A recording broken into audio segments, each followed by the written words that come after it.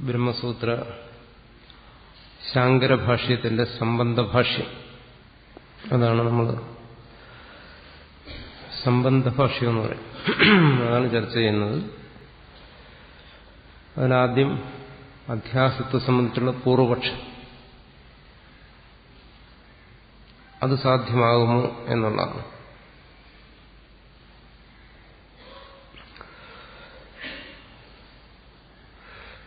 അത് ഭാഷ്യം തുടങ്ങുന്നത് യുഷ്മത് അസ്മത് പ്രത്യഗോചരയോഹോ വിഷയ വിഷയിണോഹോ തമ പ്രകാശവത് വിരുദ്ധ സ്വഭാവയോഹോ ഇതരേതരഭാവ അനുപത്തോ സിദ്ധായാം തദ് ധർമാണാം അപി സുതരാം ഇതരേതരഭാവ അനുപപത്തിഃ ഇത്യതഃ അസ്മത് പ്രത്യഗോചരേ വിഷയിണി ചിദാത്മകൈ യുഷ്മത് പ്രത്യഗോചരസ്യ വിഷയസ്യ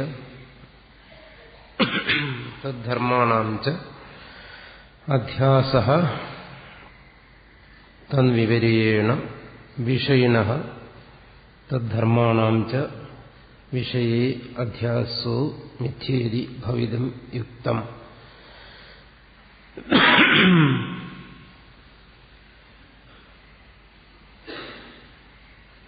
ഇവിടെ ആദ്യമായി പറയുന്നത് രണ്ട് വസ്തുക്കളെ കുറിച്ചാണ്.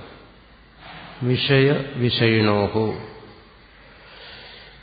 വിഷയവും വിഷയിയും എന്നാണ്. വിഷയം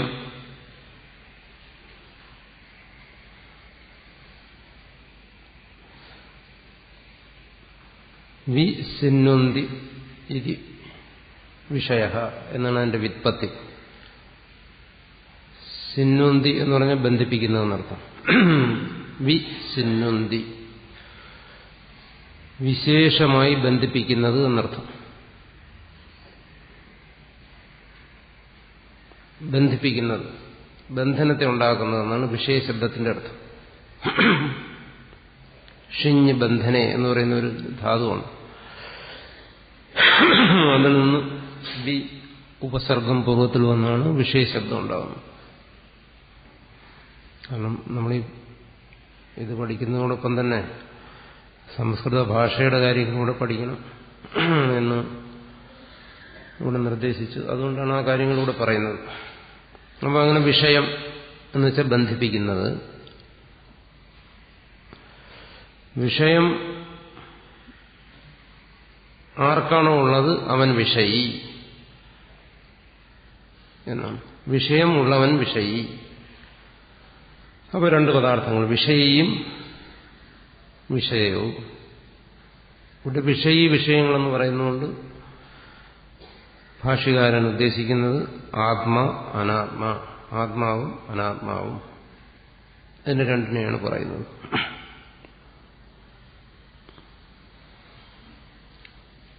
അതിനെ വിശേഷിപ്പിക്കുകയാണ്. എന്താണ്?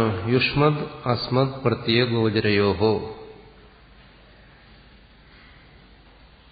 യുഷ്മത് പ്രത്യഗോചരവും അസ്മത് പ്രത്യഗോചരവും ആണ് ഈ വിഷയവും വിഷയി എന്ന് പറയുന്നത്. അസ്മത് പ്രത്യഗോചരമാണ് വിഷയി,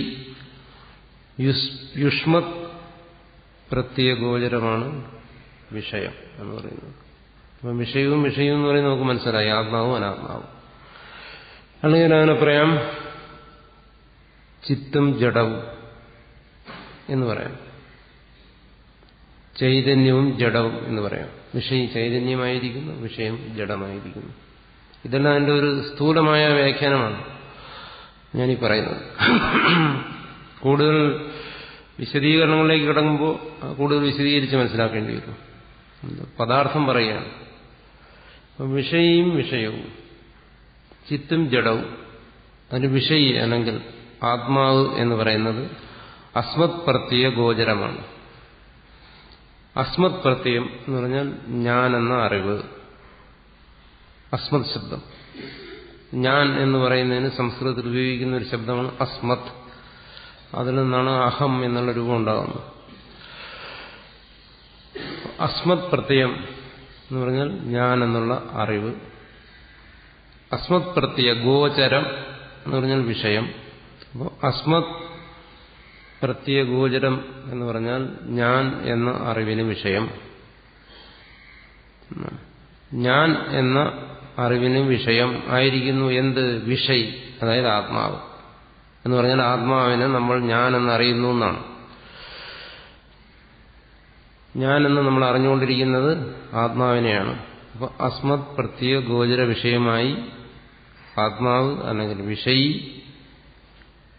എന്ന് പറയുമ്പോൾ ഇതിനെക്കുറിച്ച് പല സംശയങ്ങളും നമ്മളെ മനസ്സിൽ വരാം. എങ്ങനെയാണ് ആത്മാവിനെ ഞാനെന്ന് പറഞ്ഞാൽ അറിയാൻ കഴിയും? ഇങ്ങനെയൊക്കെയുള്ള സംശയങ്ങൾ. അതെല്ലാം അതിന്റെ വിശദാംശങ്ങളിൽ പരിഹരിക്കേണ്ടതാണ്. സാമാന്യമായി ഇത്രയും മനസ്സിലാക്കാം. എന്താണ്? ഞാൻ എന്ന അറിവിന് വിഷയമായിരിക്കുന്ന ആത്മാവും യുഷ്മത് പ്രത്യയ ഗോചരം. യുഷ്മത് നമുക്കറിയാം, നീ എന്ന് പറയുന്നതിന് വേണ്ടിയാണ് സംസ്കൃതത്തിൽ യുഷ്മത് എന്ന് പറയുന്നത്. അതിൽ നിന്നാണ് ത്വം എന്ന് പറയുന്ന ശബ്ദം ഉണ്ടാകുന്നത്. അപ്പോൾ യുഷ്മത് പ്രത്യയ ഗോചരം, നീ എന്ന അറിവിന് വിഷയം. അതെന്താണ്? അത് വിഷയങ്ങളല്ല, യുഷ്മത് പ്രത്യയ ഗോചരത്തിന് വിഷയമാണ്. യുഷ്മത് പ്രത്യയ ഗോചരം എന്ന് പറഞ്ഞാൽ, ഒന്നുകൂടി സ്പഷ്ടമായി പറഞ്ഞാൽ, ഇത് എന്ന അറിവിന് വിഷയമായിരിക്കുന്നത് എന്ന് പറയുന്നു. യുഷ്മതെന്ന് ഭാഷ്യകാരനിവിടെ പ്രയോഗിച്ചിട്ടുണ്ടെങ്കിലും നീ എന്ന അറിവിന് വിഷയമായിരിക്കുന്നത് ആണ് വിഷയങ്ങളെന്ന് പറഞ്ഞാൽ അത് പൂർണ്ണമായും വ്യക്തമാകില്ല. കാരണം ഇപ്പൊ ശരീരം, അതിനെ നമ്മളാരും നീ എന്ന് പറയാറില്ല. അതിന് ഞാനെന്ന് പറയും, പക്ഷെ നീ എന്ന് പറയില്ല. പക്ഷെ നമ്മളെ മുമ്പിൽ കാണുന്ന വസ്തുക്കളെ, മനുഷ്യനാണെങ്കിൽ നമ്മൾ നീ എന്ന് പറയും, മറ്റു വസ്തുക്കളിൽ നിന്ന് നീ എന്ന് പറയാറില്ല. അതുകൊണ്ട് യുഷ്മത് പ്രത്യയ ഗോചരം എന്ന് പറയുന്നതുകൊണ്ട് ഉദ്ദേശിക്കുന്നത് ഇത് എന്ന അറിവിന് വിഷയമാകുന്ന അതെന്തോ അതല്ല എന്ന് പറയുമ്പോൾ സംസ്കൃതത്തിൽ ഇതം എന്നുള്ള ശബ്ദം കൊണ്ട് പറയാമെന്നുള്ളതല്ല. അപ്പോൾ ആത്മാവ് ഒഴികെയുള്ള സർവ്വ വസ്തുക്കളെയും ഇതം ശബ്ദം കൊണ്ട് നിർദ്ദേശിക്കാം. ഇതം മനഃ, ഇയം ബുദ്ധി, ഇതം ശരീരം എന്നെല്ലാം പറയാം. അപ്പോൾ ഈ ശരീരം, മനസ്സ്, ബുദ്ധി ഉൾപ്പെടെയുള്ള ബാഹ്യപ്രപഞ്ചത്തെ മുഴുവൻ നമുക്ക് ഇതം, ഇത് എന്നുള്ള ശബ്ദം കൊണ്ട് പറയാം. അപ്പോൾ അതെല്ലാം വിഷയമായി.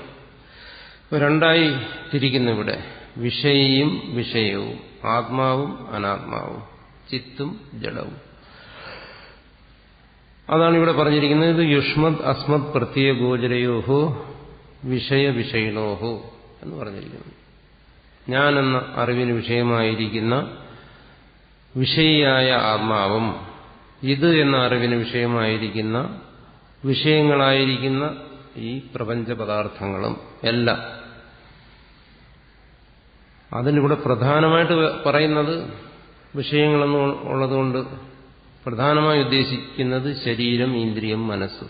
ഇതിനാണ് ഇവിടെ ഉദ്ദേശിക്കുന്നത്. ബാക്കിയെല്ലാം അതിനോട് ബന്ധപ്പെട്ട് വരുന്നു എന്നുള്ളതേ ഉള്ളൂ. ഇവിടെ പ്രധാനമായ വിഷയങ്ങൾ ഇത് മൂന്നുമാണ്: ശരീരം, ഇന്ദ്രിയം, മനസ്സ്. ഇതിന്റെ പ്രത്യേകത എന്താണ്? തമപ്രകാശവത് വിരുദ്ധ സ്വഭാവയോഹോ. ഞാൻ വായിക്കുമ്പോൾ പുസ്തകം ഉള്ളവരെല്ലാം അതിന് നോക്കണം. പ്രത്യേകിച്ച് സംസ്കൃതം അറിയാൻ വയ്യാത്തവർ അത് ശരിയായിട്ട് വായിക്കാൻ വേണ്ടി. തമപ്രകാശവത് വിരുദ്ധ സ്വഭാവയോഹോ, ഇത് വിരുദ്ധ സ്വഭാവയോഹോ, വിരുദ്ധമായ സ്വഭാവങ്ങളുള്ളതാണ് ആത്മാവും അനാത്മാവും, ചിത്തും ജഡവും. പരസ്പര വിരുദ്ധ സ്വഭാവം ഉള്ളതാണ്. ഏതുപോലെ? ഇരുട്ടിനെയും വെളിച്ചത്തെയും പോലെ. അത് സ്പഷ്ടമാണ്. ഇരുട്ട് എന്ന് പറയുന്നത് വിഷയങ്ങൾ, വെളിച്ചം എന്ന് പറയുന്നത് ചൈതന്യം, ആത്മാവ്, ചിത്ത് അല്ലെങ്കിൽ ബ്രഹ്മം. വെളിച്ചവും ഇരുട്ടും പോലെ വിരുദ്ധ സ്വഭാവമുള്ളവയാണ് ഈ ആത്മാവും അനാത്മാവും. ഇവയ്ക്ക് ഇതരേതരഭാവ അനുപത്തവും സിദ്ധായ. ഇതരേതരഭാവം എന്ന് പറഞ്ഞാൽ താദാത്മ്യം, ഇതരേതര ഭാവം, താദാത്മ്യം. അനുപപത്തോ അയുക്തമാണ്, ശരിയല്ല. സിദ്ധായാം അത് സിദ്ധമാണ്, അക്കാര്യത്തിൽ ഇനി വിവാദം വേണ്ട.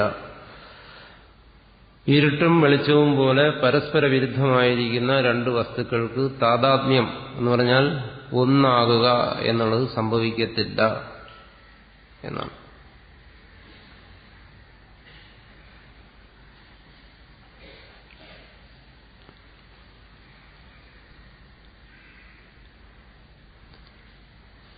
അതായത് ആത്മാവും അനാത്മാവും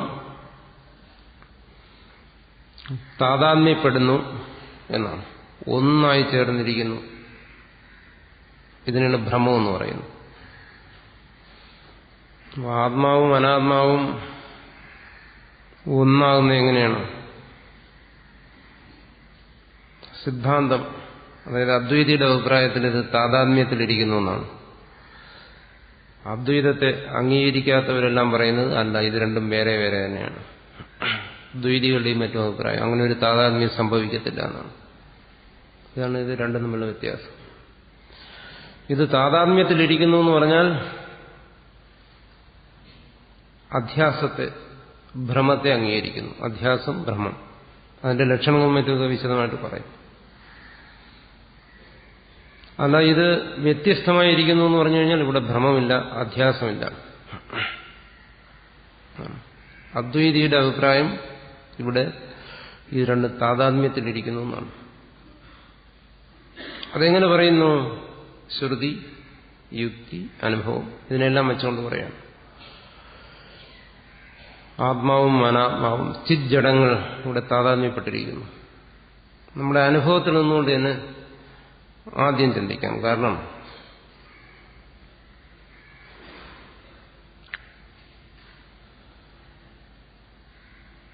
അനുഭവത്തെ മുൻനിർത്തിയാണ്, അല്ലെങ്കിൽ അനുഭവത്തിൽ അവസാനിക്കുന്നതുമാണ് ഈ വിദ്യ എന്ന് പറയും. അനുഭവ അവസാനത്വ ബ്രഹ്മവിദ്യായാഹ. ഇനി അങ്ങോട്ട് ഇല്ലുമ്പോൾ ഭാഷ്യകാരൻ തന്നെ പറയും ഇത് അനുഭവത്തിൽ അവസാനിക്കുന്നതാണ്. അപ്പൊ ഈ ഇവിടെ പറയുന്ന ഈ ഭ്രമം, അധ്യാസം സ്വ അനുഭവത്തിൽ തന്നെ നമ്മൾ മനസ്സിലാക്കണം. നിഷേധിക്കുകയാണ്. അനുഭവത്തിൽ എങ്ങനെയത് വരുന്നു? നമുക്കറിയാം, ഇത് നമ്മൾ ചിന്തിച്ചിട്ടുള്ള കാര്യങ്ങൾ തന്നെ, പുതിയൊരു വിഷയമല്ല. ബ്രഹ്മസൂത്രത്തിന്റെ ഭാഷയിൽ, ശൈലിയിൽ പറയുന്നു എന്നേ ഉള്ളൂ. ആത്മാവിനെ കുറിച്ച് ശ്രുതിയിൽ പറയുന്നത്, നമ്മുടെ അനുഭവം എന്തോ ആയിക്കൊള്ളട്ടെ, അതിന് വലിയ പ്രാധാന്യം കൊടുക്കണ്ട. ശ്രുതിയിൽ പറയുന്നത് എന്താണ്? അത് നിത്യമാണ്, ശുദ്ധമാണ്, മുക്തമാണ്, ആനന്ദസ്വരൂപമാണ്, അസംഗമാണ്, സർവവ്യാപകമാണ്, അനാദി അനന്തമാണ്, ഇങ്ങനെ വിശേഷിപ്പിക്കുകയാണ്. അത് നീയാണെന്നും പറയുന്നു. തത്വമസി പറയുന്നതാണ്. നിത്യശുദ്ധ മുക്തമായിരിക്കുന്ന ആത്മവസ്തു നീയാണ് എന്ന് ശ്രുതി പറയുന്നു. അപ്പോൾ അത് താനായിരിക്കണം. ശാസ്ത്ര അഭ്യാസം എന്ന് പറയും. ഞാൻ കഴിഞ്ഞ ദിവസം പറഞ്ഞു എന്താണ് ശാസ്ത്രം എന്ന് പറഞ്ഞാൽ? ഉപദേശം. ശാസനാത് ശാസ്ത്രം. ആരുടെ ഉപദേശം? ഗുരുക്കന്മാരുടെ ഉപദേശം, അല്ലെങ്കിൽ ശ്രുതിയുടെ ഉപദേശം. ശ്രുതി സനാതന ധർമ്മവിശ്വാസമനുസരിച്ച് ശ്രുതി ഈശ്വരപ്രോക്തമാണ്.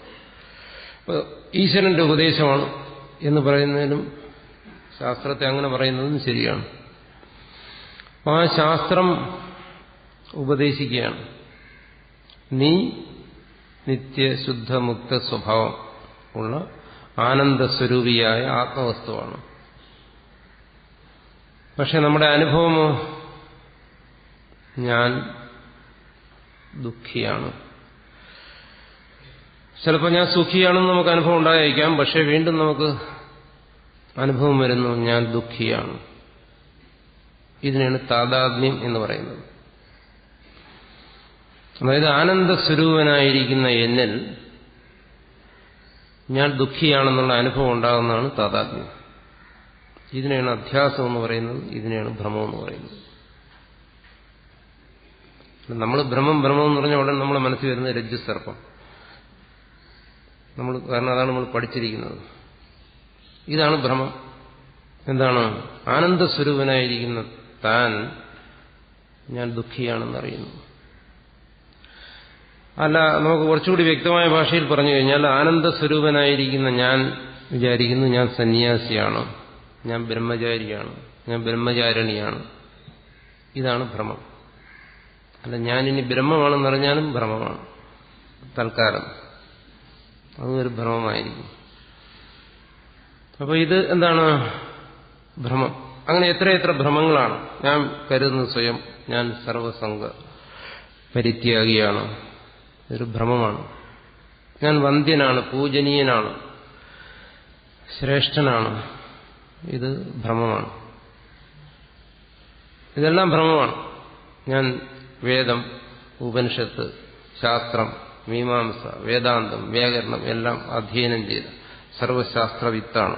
ഇതൊരു ഭ്രമമാണ്. ഉപദേശിക്കാനും പഠിക്കാനും പഠിപ്പിക്കാനും എല്ലാം കഴിവുള്ള നല്ല ബുദ്ധിസാമർഥ്യവും ശേഷിയൊക്കെ ഉള്ള ഒരു വ്യക്തിയാണ് ഞാൻ. ഇതും ഭ്രമമാണ്.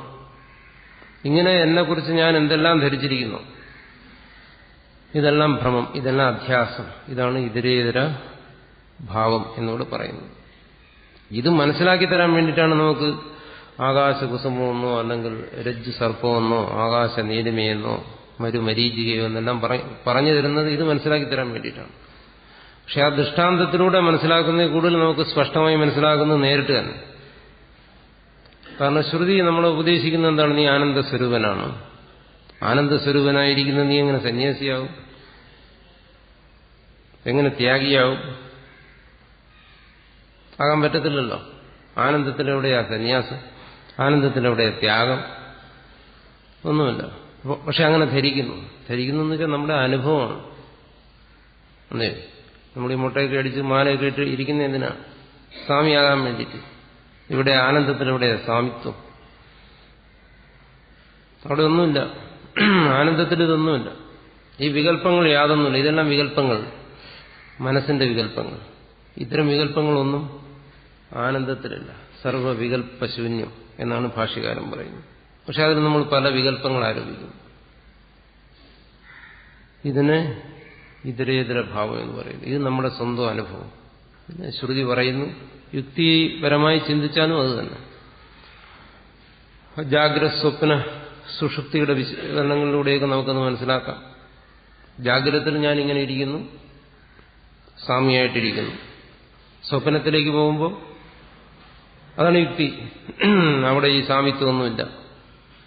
ചിലപ്പോൾ പുരുഷൻ ഇവിടെയാണെങ്കിൽ അവിടെ സ്ത്രീയാകും, ഇവിടെ വൃദ്ധനാണെങ്കിൽ അവിടെ യുവാവാകും, ഇവിടെ ശിശുവാണെങ്കിൽ അവിടെ വൃദ്ധനാകും. ഇതെല്ലാം മാറി മാറി വരുന്നു. ഇതൊന്നും സ്ഥായിയായിരിക്കുന്നില്ലല്ലോ. ഇനി സുഷുപ്തിയിലേക്ക് പോയാലോ അവിടെ ഇത് യാതൊന്നുമില്ല. ഈ തരത്തിലുള്ള യാതൊരു ഭാവങ്ങളും അവിടെയില്ല. സ്വാമി ഉറങ്ങാൻ കിടന്നു കഴിഞ്ഞാൽ ഉറക്കത്തിൽ സ്വാമിയല്ല, ബ്രഹ്മചാരിയല്ല, എന്തിന് ബ്രഹ്മം പോലും അല്ല. അപ്പോൾ ഇതെല്ലാം എവിടെ പോയി? അത് യുക്തി.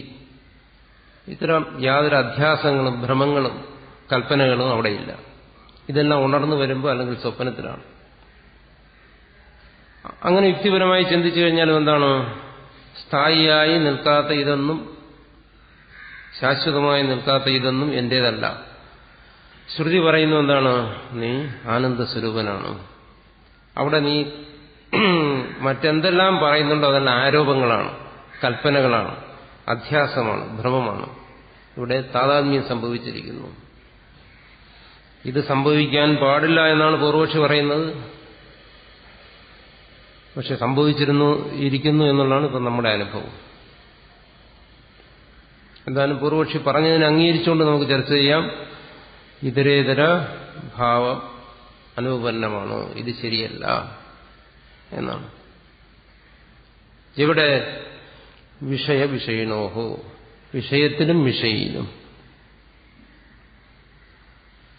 ഇവിടെ വിഷയി എന്ന് പറയുന്നതിനെയാണ് പ്രത്യേകം ശ്രദ്ധിക്കേണ്ടത്. വിഷയം എന്താണെന്ന് നമുക്ക് നല്ല പരിചയമാണ്. അസ്മത് പ്രത്യേക ഗോചരമാണ് വിഷയം എന്ന് പറയുന്നു. ഞാൻ എന്നുള്ള അനുഭവത്തിന് വിഷയമാണ്.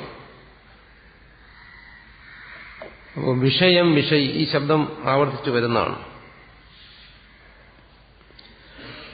നമ്മൾ ഏതെങ്കിലും ഒരു വസ്തുവിനെ അറിയുമ്പോൾ ആ വസ്തു ആ അറിവിന്റെ വിഷയം എന്ന് പറയും. ആ വസ്തുവിന് നമ്മൾ ഏതെങ്കിലും ഒരു വസ്തുവിനെ ആഗ്രഹിച്ചാൽ ആഗ്രഹിക്കുന്ന വസ്തു ആ ഇച്ഛയുടെ വിഷയം എന്ന് പറയും. ജ്ഞാനം, ഇച്ഛ ഇതെല്ലാം സവിഷയകമാണെന്ന് പറയും. അതായത് വിഷയത്തോടു കൂടിയതാണ്. അതെപ്പോഴും വിഷയത്തോട് ചേർന്നിരിക്കുന്നു. ഞാനിപ്പോൾ ഈ പുസ്തകത്തെ കണ്ടുകൊണ്ടിരിക്കുമ്പോൾ എന്റെ അറിവിൻ സ്ഫുരിക്കുന്നത് പുസ്തകമായിരിക്കുമ്പോൾ ആ പുസ്തകം വിഷയവും ആ പുസ്തകത്തെ സ്ഫുരിപ്പിക്കുന്ന അറിവ് അത് വിഷയമായിരിക്കുന്നു. അപ്പൊ വിഷയി എന്ന് പറയുന്നത് അറിവിനെയാണ്. ഇച്ഛിക്കുകയാണെങ്കിൽ ആ ഇച്ഛയുടെ വിഷയമായി വരുന്നു. അപ്പോൾ അവിടെ വിഷയി വരുന്ന ഇച്ഛയാണ്. ഇവിടെ ഇപ്പോ വിഷയി എന്ന് പറയുന്ന അറിവിനെയാണ്. ആ അറിവിന്റെ കേന്ദ്രം അതാണ്. നാനാതരത്തിലുള്ള അറിവുകളുണ്ടാകുന്നു. ആ അറിവിന്റെ കേന്ദ്രമാണ് ഞാൻ എന്ന അറിവ്. അപ്പൊ ഞാൻ എന്നുള്ള അറിവിനെയാണ് ഇവിടെ വിഷയി എന്ന് പറയുന്നത്. ഇവിടെ ഇപ്പൊ പറയുന്നു. മറ്റു സ്ഥലങ്ങളിൽ അറിവ് ഏതറിവിനെയും നമുക്ക് വിഷയി എന്ന് പറയാം. പക്ഷെ ഇവിടെ ഇപ്പൊ പറയുന്നത് ഞാൻ എന്നുള്ള അറിവിനെയാണ്. ഞാനെന്ന് പറയുന്ന അറിവിനെ എന്തുകൊണ്ട് വിഷയി എന്ന് പറയുന്നു? കാരണം ഈ ഞാനെന്ന് പറയുന്ന അറിവ് നമുക്ക് പറയാം ആത്മാവിലേക്കുള്ള ഒരു ചൂണ്ടുവലയാണത് എന്ന് പറയാം. ആ അറിവ് ആത്മാവിലേക്ക് നമ്മളെ നയിച്ചുകൊണ്ട് പോകുന്ന ഒരു അറിവാണ്.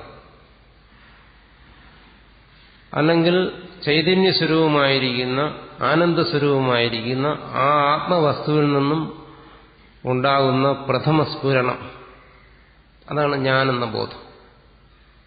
അത് നമുക്ക് മനസ്സിലാക്കാം എപ്പോ ഉറക്കത്തിൽ നിന്നും ഉണർവിലേക്ക് വരുന്ന സമയം. ഒരാൾ ഗാഠനിദ്രയിൽ നിന്ന് ഉണർവിലേക്ക് വരുമ്പോൾ ആ ഉണർവിലേക്ക് എത്തുന്നതിന് മുമ്പ് നമ്മളെ സംബന്ധിച്ചിടത്തോളം പൂർണ്ണമായ അവ്യക്തതയാണ്. അവ്യക്തത എന്ന് പറയുന്നത് കൊണ്ട് ഈ ജാഗ്രതത്തിലെയോ സ്വപ്നത്തിലെയോ വ്യക്തതകൾ അവിടെയില്ല. എന്നുവെച്ചാൽ പ്രപഞ്ചബോധം അവിടെയില്ല, വസ്തുബോധം അവിടെയില്ല. അതുകൊണ്ടാണ് നമ്മളതിന് അവ്യക്തം എന്ന് പറയുന്നത്. ആ അവ്യക്തതയിൽ നിന്ന് ജാഗ്രതത്തിലേക്ക്, അതായത് ഉണർവിലേക്ക് വരുമ്പോൾ നമ്മളെ ഉണർത്തുന്ന ബോധത്തിന്റെ പ്രഥമ സ്ഫുരണം ആണ് അഹം, ഞാൻ എന്ന് പറയുന്നത്. അപ്പോ ആ അഹത്തിന്റെ, ഞാൻ എന്ന അനുഭവത്തിന്റെ അടിസ്ഥാനമായിട്ട് നിൽക്കുന്നു ചൈതന്യം, ആത്മവസ്തു. വേറെ രീതിയിലും പറയാം, ഞാനെന്ന് പറയുന്ന ആ പ്രഥമ സ്ഫുരണം, ബോധസ്ഫുരണം ആ ചൈതന്യത്തെ ഉൾക്കൊണ്ടുകൊണ്ട് നിൽക്കുന്നു മറ്റ് പദാർത്ഥങ്ങളെ അപേക്ഷിച്ച്. അത് കഴിഞ്ഞ് പിന്നീട് പ്രവർത്തിക്കുന്ന മനസ്സ്, ഇന്ദ്രിയങ്ങൾ, ശരീരം തുടങ്ങിയ വസ്തുക്കളെല്ലാം അപേക്ഷിച്ച് ആത്മവസ്തുവിനോട് ചേർന്ന് നിൽക്കുന്ന ബോധത്തിന്റെ സ്ഫുരണമാണ് അഹം. ആ അഹം ബോധമാണ് എപ്പോഴും വിഷയിയായി നിൽക്കുന്നത്. അതുകൊണ്ടാണ് പറയുന്നത് ഞാൻ അറിയുന്നു, ഞാൻ പുസ്തകത്തെ അറിയുന്നു, ഞാൻ സുഖത്തെ അറിയുന്നു, ഞാൻ സുഖിയായിരിക്കുന്നു. ഇതിനോടെല്ലാം ചേർന്ന് ഈ ഞാൻ എന്നുള്ളതിനെ ബന്ധിപ്പിച്ചാണ് നമ്മൾ പറയുന്നത്. അതുകൊണ്ടാണ് വിഷയി എന്ന് പറയുന്നത് കൊണ്ട് ഇവിടെ ഞാൻ എന്ന് ആ സ്ഫുരണത്തെ, ബോധത്തിന്റെ സ്ഫുരണത്തെ സ്വീകരിക്കണമെന്ന് പറയുന്നത്. ഞാൻ എന്ന് പറയുന്ന ഈ ബോധത്തിന്റെ സ്ഫുരണം ഇത് ജീവന്റെ പ്രകടഭാവമാണ്. ജീവന്റെ പ്രകടഭാവം എന്ന് പറയുന്നത് ജീവനെ നമ്മൾ അറിയുന്നത് ഈ സ്ഫുരണത്തിലൂടെയാണ്. ഈ സ്ഫുരണം നമ്മളിൽ ഇരിക്കുന്നത് കൊണ്ട് നമുക്ക് അനുഭവമുണ്ട്, ഞാൻ ജീവിച്ചിരിക്കുന്നു, ഞാൻ ജീവനുള്ള ഒന്നാണ്. നമ്മൾ ഈ പുസ്തകത്തെ നോക്കിയിട്ട് നമ്മൾ പറയുന്നു എന്താണ്, ഇത് ജഡമാണ്. കാരണം നമ്മൾ ധരിച്ചിരിക്കുന്നത് ഇതിൽ ഇങ്ങനെ ഒരു സ്ഫുരണം ഇല്ലെന്നാണ്. ഉണ്ടോ ഇല്ലെന്ന് നമുക്കറിയത്തില്ല. പക്ഷെ നമ്മൾ ധരിക്കുന്നത് എന്താണ്, എന്റെ ഉള്ളിലിരിക്കുന്ന ഞാൻ എന്നുള്ള സ്ഫുരണം എന്നിലും നിന്നിലും ഇരിക്കുന്നത് പോലെ ഈ പുസ്തകത്തിലോ ഈ വാച്ചിലോ ഇല്ല. അതുകൊണ്ട് ഇത് ജഡമാണ് എന്നാണ്. മരിച്ച മൃതശരീരത്തിൽ നോക്കിയിട്ട് നമ്മൾ പറയും ഇത് ജഡമാണ്. എന്താണ് നമ്മളവിടെ ഉദ്ദേശിക്കുന്നത്? അവിടെ ഈ ഞാനെന്ന് പറയുന്ന സ്ഫുരണം അവിടെ ഇല്ല. എന്ന് വെച്ചാൽ ജീവനില്ല, എന്ന് വെച്ചാൽ വിഷയമില്ല. ആ വ്യക്തിയെ സംബന്ധിച്ച് വിഷയങ്ങളുമില്ല. ഇതിന് വിഷയങ്ങളില്ല. പുസ്തകത്തിന് വിഷയങ്ങളില്ല, വാച്ചിന് വിഷയങ്ങളില്ല. എനിക്കും നിനക്കും വിഷയങ്ങളുണ്ട്. എന്തുകൊണ്ട്? നമ്മൾ രണ്ടുപേരിലും ഈ ബോധസ്ഫുരണമുണ്ട്. അത് ജീവന്റെ പ്രകടമായ ഭാവമാണ്. ചൈതന്യം ഞാൻ എന്നുള്ള ബോധത്തിലൂടെ സ്ഫുരിക്കുമ്പോൾ നമ്മൾ ആ ചൈതന്യത്തിന് ജീവൻ എന്ന് പേരിട്ട് വിളിക്കും. അങ്ങനെ ഒരു സ്ഫുരണമില്ലാത്ത ചൈതന്യത്തെ നമ്മൾ സങ്കല്പിച്ചു നോക്കുക. അതിനെ നമുക്ക് ശുദ്ധ ചൈതന്യം എന്ന് വിളിക്കാം. ശുദ്ധ ചൈതന്യം. അല്ലെങ്കിൽ നമ്മൾ അതിനെ പറയും എന്താണ്, ബ്രഹ്മം എന്ന് പറയും. ഇതാണല്ലോ നമ്മുടെ ചർച്ച, ജീവനും ബ്രഹ്മവും എന്ന് പറയും. അതിനെ തന്നെ നമുക്ക് ഈശ്വരൻ എന്ന് പറയാം. അതായത് ഞാനെന്നുള്ള,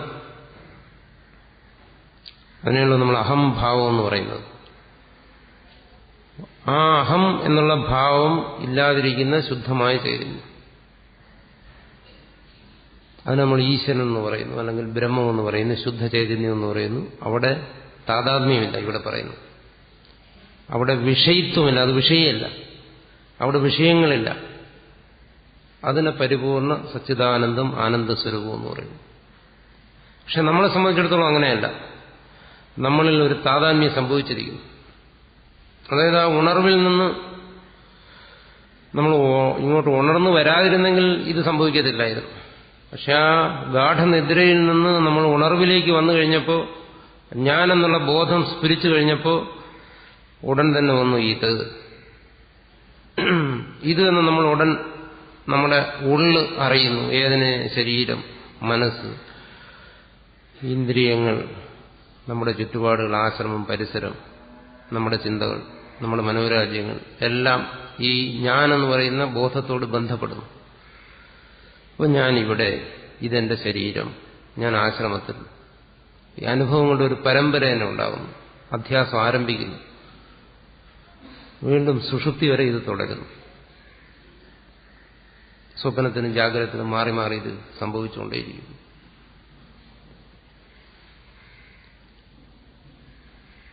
വിഷയീഭാവങ്ങളുണ്ടാകുന്നു. ആ ശുദ്ധമായ അവസ്ഥയിൽ അവിടെ വിഷയീഭാവങ്ങളില്ല. അധ്യാസത്തിലേ ഉണ്ട് വിഷയവും. ഈ ഞാനെന്നുള്ള സ്ഫുരണം, ഈ ബോധം, ഇതെന്താണ് വാസ്തവത്തിൽ? ഞാൻ പറഞ്ഞു അറിവിൽ നിന്നുള്ള ആദ്യ സ്ഫുരണമാണെന്ന് പറഞ്ഞു. ഇതിനൊന്ന് വ്യവച്ഛേദിച്ച് നമുക്ക് എങ്ങനെ മനസ്സിലാക്കാം? ശുദ്ധമായിരിക്കുന്ന, പരിപൂർണമായിരിക്കുന്ന ഈ അറിവിൽ അതിൽ നിന്ന് വ്യത്യസ്തമായി ഞാനെന്നുള്ള ഒരു സ്ഫുരണം എങ്ങനെ നിലനിൽക്കുന്നു? അതിന്റെ സ്വരൂപം എന്ത്? അതിന് പറയുന്ന സമാധാനം സ്ഥൂലദൃഷ്ടിയാണ്. ഒരു സമാധാനം നമ്മൾ ഉറക്കത്തിൽ നിന്നും ഇങ്ങനെ വരുമ്പോൾ, ഉണർവിലേക്ക് വരുമ്പോൾ ഈ തരത്തിലൊരു സ്ഫുരണം ഉണ്ടാകുന്നതിനുള്ള സാഹചര്യങ്ങൾ അവിടെ മുൻകൂട്ടി തന്നെ തയ്യാറായിരുന്നു എന്നാണ്. അതായത് കേവലമായ ശുദ്ധമായ ചിത്ത് ജഡവുമായി സൂക്ഷ്മമായി കലരുന്നു. അതാണ് അഹംസ്ഫുരണം എന്ന് പറഞ്ഞാൽ, ഈ അഹംസ്ഫുരണം, ഞാനെന്ന ബോധം ശുദ്ധമായ ചിത്തല്ല എന്ന് ഞാൻ നേരത്തെ പറഞ്ഞതിന്റെ വ്യാഖ്യാനമാണ്. അതിൽ തന്നെ എന്ത് വരുന്നു? ചിത്തിന്റെയും ജഡത്തിന്റെയും ഒരു കലറൽ, ഒരു താതാത്മ്യം അവിടെയും സംഭവിച്ചിരിക്കുന്നു. സൂക്ഷ്മമായ ജഡം, നമ്മുടെ സ്ഥൂലമായ ബുദ്ധിക്ക് വിഷയമാകാത്ത സൂക്ഷ്മമായ ജഡം, അതിനെയാണ് നമ്മൾ പറയുന്നത് മനസ്സ്, അന്ധക്കരണം അല്ലെങ്കിൽ അന്ധക്കരണ വൃത്തികൾ എന്ന് പറയുന്ന ആ ജഡം, ആ ജഡവസ്തു ചൈതന്യത്തോടുകൂടി അതിസൂക്ഷ്മമായ രീതിയിൽ ചേരുന്നു, താതാത്മ്യപ്പെടുന്നു. ആ താതാത്മ്യത്തിന്റെ പ്രകടഭാവമാണ് നമ്മൾ അഹം എന്ന് വ്യക്തമായി അറിയുന്നത്. ആ താതാത്മ്യം നമ്മുടെ അറിവ് സ്ഫുരിക്കുന്നതിനും എവിടെയോ ഒരു അവ്യക്തതയിൽ വെച്ച്, സുഷുപ്തിയുടെ അവ്യക്തതയിൽ വെച്ച് അത് ആരംഭിച്ചിരിക്കുന്നു. നമ്മുടെ സ്ഥൂലമായ ബുദ്ധിക്ക് പിന്നിലേക്ക് പോയി അതിനെ ഗ്രഹിക്കാൻ കഴിയുന്നില്ല. അതുകൊണ്ടാണ് ഉറക്കത്തിൽ നിന്നും ഉണരുന്ന നിമിഷത്തെ നമുക്ക് തിരിച്ചറിയാൻ കഴിയുന്നില്ല. ഉറക്കത്തിലേക്ക് പോകുന്ന നിമിഷത്തെ നമുക്ക് തിരിച്ചറിയാൻ കഴിയുന്നില്ല. ഒരു അവ്യക്തതയിൽ നിന്ന് വ്യക്തതയിലേക്ക് വരുന്നതായിട്ടാണ് ഉണർവിനെ കുറിച്ചുള്ള നമ്മുടെ അനുഭവം. ഒരു വ്യക്തതയിൽ നിന്ന് ഏതൊരു അവ്യക്തതയിലേക്ക് പോകുന്നതായിട്ടാണ് ഉറക്കത്തെക്കുറിച്ചുള്ള നമ്മുടെ അനുഭവം. ഇവിടെ സൂക്ഷ്മത്തിൽ നിന്നും ചിജ്ജടങ്ങളുടെ താതാത്മ്യം സ്ഥൂലമായി വരുന്ന ഏതോ ഒരു ദിശയിൽ നമ്മളതിനെ തിരിച്ചറിയുന്നു. അപ്പോ നമ്മൾ മനസ്സിലാക്കുന്നു അഹം, ഞാൻ. ഇതാണ് താതാത്മ്യം എന്ന് പറയുന്നത്. ഈ താതാത്മ്യം നമ്മുടെ അനുഭവത്തിന്റെ അടിസ്ഥാനത്തിൽ നോക്കിയപ്പോൾ അത് ശരിയാണ്, നമുക്ക് സംശയിക്കാൻ വഴിയൊന്നുമില്ല. ശാസ്ത്രാഭ്യാസം എന്ന് പറയും. ശാസ്ത്രാഭ്യാസം ആത്മാഭ്യാസമാണെന്ന് പറയും. ആത്മാഭ്യാസം വിദുർബുധാഹ. ബുദ്ധന്മാർ ഇതിന് ആത്മാഭ്യാസം എന്ന് പറയുന്നു. ആധ്യാത്മിക ശാസ്ത്രത്തിന്റെ അഭ്യാസം എന്ന് പറയും. ഈ അഭ്യാസം എന്ന് പറയുന്നത് നമുക്കറിയാം, ജിംനാസ്റ്റിക്സ് എന്ന് പറയുന്നൊരു അഭ്യാസമാണ്. ഒരു കാല് തറയിൽ തൊട്ടുകൊണ്ട് ബാക്കി കൈയും കാലും എല്ലാം ആകാശത്തിലേക്ക് വീശിയുള്ള അഭ്യാസങ്ങൾ. അതുപോലുള്ളൊരു അഭ്യാസമാണ് ഈ ശാസ്ത്രാഭ്യാസം എന്ന് പറയുന്നത്. നമ്മൾ മറ്റ് വിഷയങ്ങൾ പഠിക്കുന്ന പോലെയല്ല. വിഷയങ്ങൾ പഠിക്കുമ്പോൾ പഠിക്കുന്ന വിഷയങ്ങളെല്ലാം നമ്മളിൽ നിന്ന് അന്യമാണ്. ഞാൻ കണക്ക് പഠിക്കുന്നു, സയൻസ് പഠിക്കുന്നു, ഒന്നേധികം 1, 2. അത് ഞാൻ എന്നിൽ നിന്ന് അന്യമായ ഒരു വിഷയത്തെ പഠിക്കുന്നു. ശാസ്ത്രാഭ്യാസം എന്ന് പറയുന്നത് അങ്ങനെയല്ല. അത് ആത്മാഭ്യാസമാകുന്നത് എങ്ങനെ? ഇതൊരു അഭ്യാസമാണ്. ഈ അഭ്യാസത്തിൽ, ഈ പരിശീലനത്തിൽ വിഷയമെന്ന് പറയുന്നത് താൻ തന്നെ. അതുകൊണ്ട് പറയും ശാസ്ത്രാഭ്യാസം അന്തർമുഖമായി വേണം ശീലിക്കേണ്ടത്, ബഹിർമുഖമായല്ല. സയൻസും കണക്കും പഠിക്കുന്ന പോലെയല്ല. സയൻസും കണക്കും പഠിക്കുന്നത് പോലെ പഠിക്കുമ്പോൾ ആ പഠനം ബഹിർമുഖമാകും. നമ്മൾ ചിന്തിക്കുന്നത്, നമ്മൾ മനസ്സിലാക്കാൻ ശ്രമിക്കുന്നത്, അല്ലെങ്കിൽ നമ്മൾ ശ്രവിക്കുന്നത്, മനനം ചെയ്യുന്നത്, ധ്യാനിക്കുന്നത് നമ്മിൽ നിന്നും വിട്ട ഏതോ ഒരു വസ്തുവിനെയാണ് എന്നുള്ള ധാരണയിലായിരിക്കും നമ്മുടെ അഭ്യാസം പോകുന്നത്. കൊച്ചുകുട്ടികളെ ഇഞ്ചുകൂടി പഠിക്കുന്ന പോലെ 1, 2, 2, ഈ 2, 4, 3, 2, 6 എന്ന് പഠിക്കുന്ന പോലെ. ആ പഠിക്കുന്ന വിഷയമൊന്നും ഞാനുമായിട്ട് ബന്ധമൊന്നുമില്ല. ഇവിടെ അങ്ങനെയല്ല. ഇവിടെ പഠിക്കുന്നത് എന്നെ തന്നെ.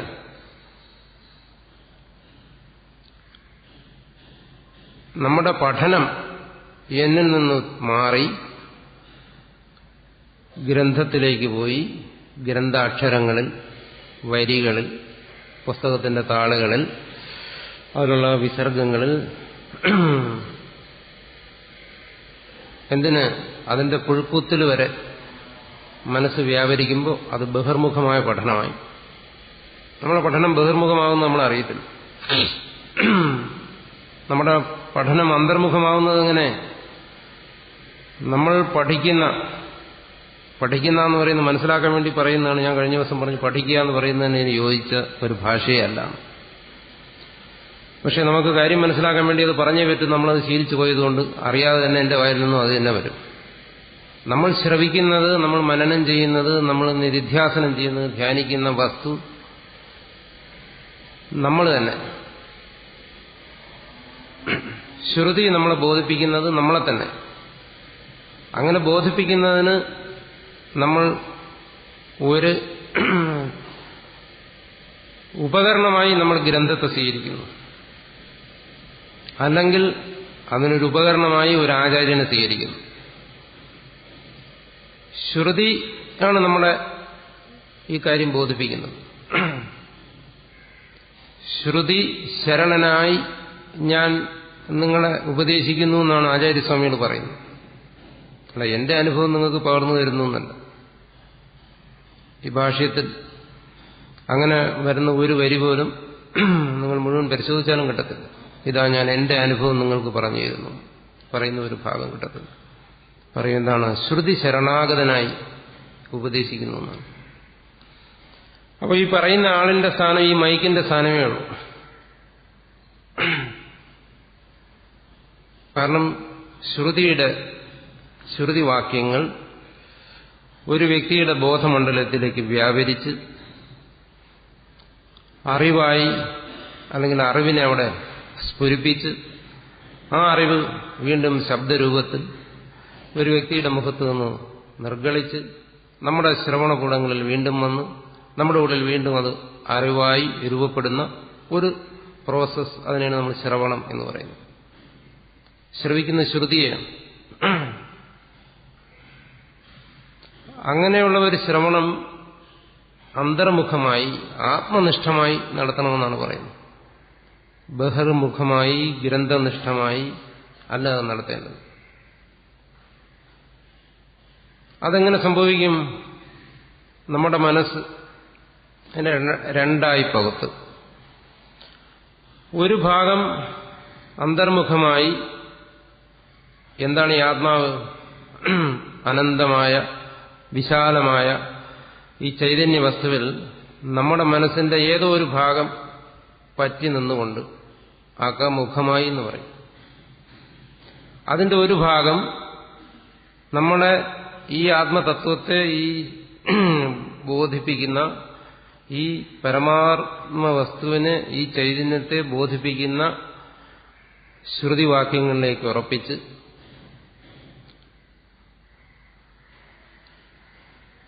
ശരീരത്തിനും മനസ്സിനും ബുദ്ധിക്കും എല്ലാം അതീതമായി, അല്ലെങ്കിൽ ഇതിലെല്ലാത്തിനും വ്യാപിച്ച്, അല്ലെങ്കിൽ ഇതിനെല്ലാം ആധാരമായി, അല്ലെങ്കിൽ ഇതെല്ലാമായി നിൽക്കുന്ന ആ ആത്മവസ്തുവിൽ നിലയുറപ്പിച്ച് ആത്മനിഷ്ഠനായി ശ്രവണം, മനനം, നിധിധ്യാസനം ഒരേ സമയത്ത് അനുഷ്ഠിക്കണമെന്നാണ്. നമ്മുടെ മനസ്സ്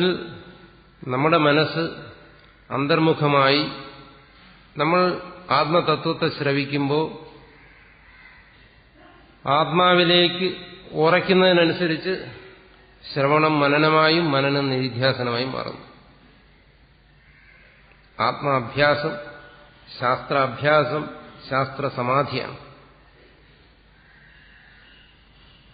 മനസ്സ് അന്തർമുഖമായി ആത്മനിഷ്ഠമായി ആത്മസ്ഥനായി അത് അനുഷ്ഠിക്കാൻ കഴിയുമെങ്കിൽ, അല്ല ബഹിർമുഖമായി പുസ്തകത്താളുകളിലേക്ക് മനസ്സ് പോയി കഴിഞ്ഞാൽ, അല്ലെങ്കിൽ ആത്മവസ്തുവിനെ തന്നെ നിന്ന് അന്യമാക്കി ഒരു വിഷയമായി അതിനെ പഠിക്കാൻ ശ്രമിച്ചു കഴിഞ്ഞാൽ അന്തർമുഖത നമുക്ക് സ്വാധീനമാകത്തില്ല. അതാണ് ശാസ്ത്രാഭ്യാസത്തെ ആത്മാഭ്യാസം എന്ന് മഹത്തുക്കൾ പറഞ്ഞിരിക്കുന്നു. ശാസ്ത്രം എന്ന് പറഞ്ഞ് നമ്മൾ ഭയക്കേണ്ട കാര്യമില്ല. വിഷയെക്കുറിച്ച്, ആത്മാവിനെക്കുറിച്ച് ചിന്തിക്കുമ്പോൾ നമ്മുടെ മനസ്സ് ആത്മാഭിമുഖമായിരിക്കും. മനസ്സ് പോയി ഉടനെ നമ്മൾ ആത്മനിഷ്ഠനായി എന്നല്ല ഞാൻ പറയുന്നു. മനസ്സവിടെ അഭിമുഖമാകണം. എങ്ങനെ? ആത്മാവെന്ന് പറയുന്ന ഏതോ ഒരു വസ്തു, അതിനെക്കുറിച്ച് ഞാൻ ചിന്തിക്കുന്നു എന്നുള്ള ധാരണയിലല്ല.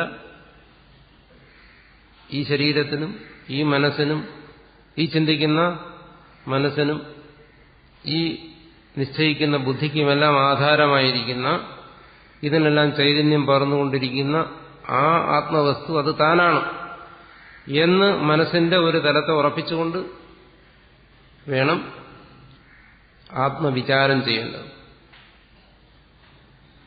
അത് കുറ്റമറ്റ രീതിയിൽ ഉറയ്ക്കുകയാണെങ്കിൽ നമ്മുടെ മനസ്സ് നിധിധ്യാസനം എന്ന് പറയുന്ന അവസ്ഥയിലേക്ക് എത്തിച്ചേരും. ഇതെല്ലാം ഒരേ സമയം സംഭവിക്കുന്നു. അല്ല, ഇതാദ്യം കാണാതെ പഠിച്ച് പിന്നീട് പോയിരുന്ന് ധ്യാനിക്കേണ്ട കാര്യമില്ല. അറിയാമല്ലോ, വിഷയചിന്ത. പാൽപ്പായസത്തെക്കുറിച്ച് ചിന്തിക്കുമ്പോൾ നമ്മുടെ മനസ്സ് പാൽപ്പായസത്തിൽ തന്നെ മുഴുകുന്നുണ്ടല്ലോ. അതിനെ തന്നെ നമ്മൾ മനസ്സുകൊണ്ട് ആസ്വദിക്കുന്നു. അങ്ങനെയാണെങ്കിൽ ആത്മാവിനെ കുറിച്ച് ചിന്തിക്കുമ്പോൾ തന്റെ മനസ്സ് തന്നിൽ തന്നെ മുഴുകണം. അത് പൂർണ്ണമായും മുഴുകുമോ? കഴിയണ്ട. ഒരു ഭാഗം എന്തായാലും അവിടെ തന്നെ വേണം, തന്നിൽ. ആ വസ്തു താനാണ്. ആനന്ദം എന്ന് പറയുന്നത് താനാണ്, തന്നിൽ നിന്ന് അന്യമായൊരു വസ്തുവല്ല എന്നുള്ള രീതിയിൽ അങ്ങനെ മുഴുകുമ്പോൾ അതിനെയാണ് നമ്മൾ വിളിക്കുന്ന വിഷയി എന്ന് പറയുന്നത്. ആ വിഷയിയുടെ മുമ്പിൽ മറ്റുള്ളതെല്ലാം നിൽക്കുന്നു, വിഷയങ്ങളെല്ലാം. ശരീരത്തെക്കുറിച്ചോ മനസ്സിനെക്കുറിച്ചോ ബുദ്ധിയോ എല്ലാം കുറിച്ച് നമ്മൾ ചർച്ച ചെയ്യുന്നതും ചിന്തിക്കുന്നതുമെല്ലാം ഈ വിഷയെ ഉൾക്കൊള്ളാൻ വേണ്ടി മാത്രം, ശരീരശാസ്ത്രം പഠിക്കാനല്ല. അനാട്ടമി ഫിസിയോളജിയൊന്നും പഠിക്കാൻ വേണ്ടിയിട്ടല്ല നമ്മൾ ശരീരത്തെക്കുറിച്ച് ഇവിടെ പഠിക്കുന്നത്. ഇവിടെ പഠിക്കുന്നതിന് വേണ്ടി വിഷയെ മനസ്സിലാക്കാൻ, വിഷയയുടെ സ്ഥൂലമായ ഭാവങ്ങളിൽ നിന്നും നമ്മളെ മനസ്സിനെ ആവാഹിച്ച് അതിന്റെ സൂക്ഷ്മ തലങ്ങളിലേക്ക് എത്തിക്കാൻ വേണ്ടിയിട്ടാണ് ശരീരം, മനസ്സ്, ബുദ്ധി. അത് 5 ആണ്, 10 ആണ്, 15 ആണ്. സ്ഥൂല ശരീരം, സൂക്ഷ്മ ശരീരം, കാരണശരീരം, ഇങ്ങനെയുള്ള വിശകലനങ്ങളും ഇങ്ങനെയുള്ള ചിന്താ പദ്ധതികളും പ്രക്രിയകളും എല്ലാം അതിനു വേണ്ടിയിട്ടാണ്. ആ ആത്മവസ്തുവിലേക്ക് മനസ്സിനെ ഏകാഗ്രപ്പെടുത്താൻ വേണ്ടി മാത്രമല്ലാതെ അതിന്റെ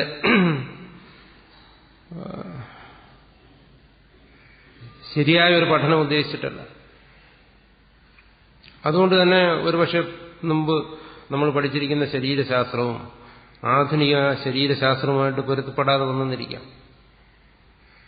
പഞ്ചകോശങ്ങളെന്നോ ശരീരത്രയമെന്നോ എല്ലാം പറഞ്ഞു കഴിഞ്ഞാൽ ചിലപ്പോൾ ഇന്നത്തെ സയൻസിന് അല്ലെങ്കിൽ ശരീരശാസ്ത്രത്തിന് അത് പൊരുത്തപ്പെട്ടിരുന്നില്ല, വന്നില്ലെങ്കിൽ യാതൊരു ദോഷമുണ്ട്.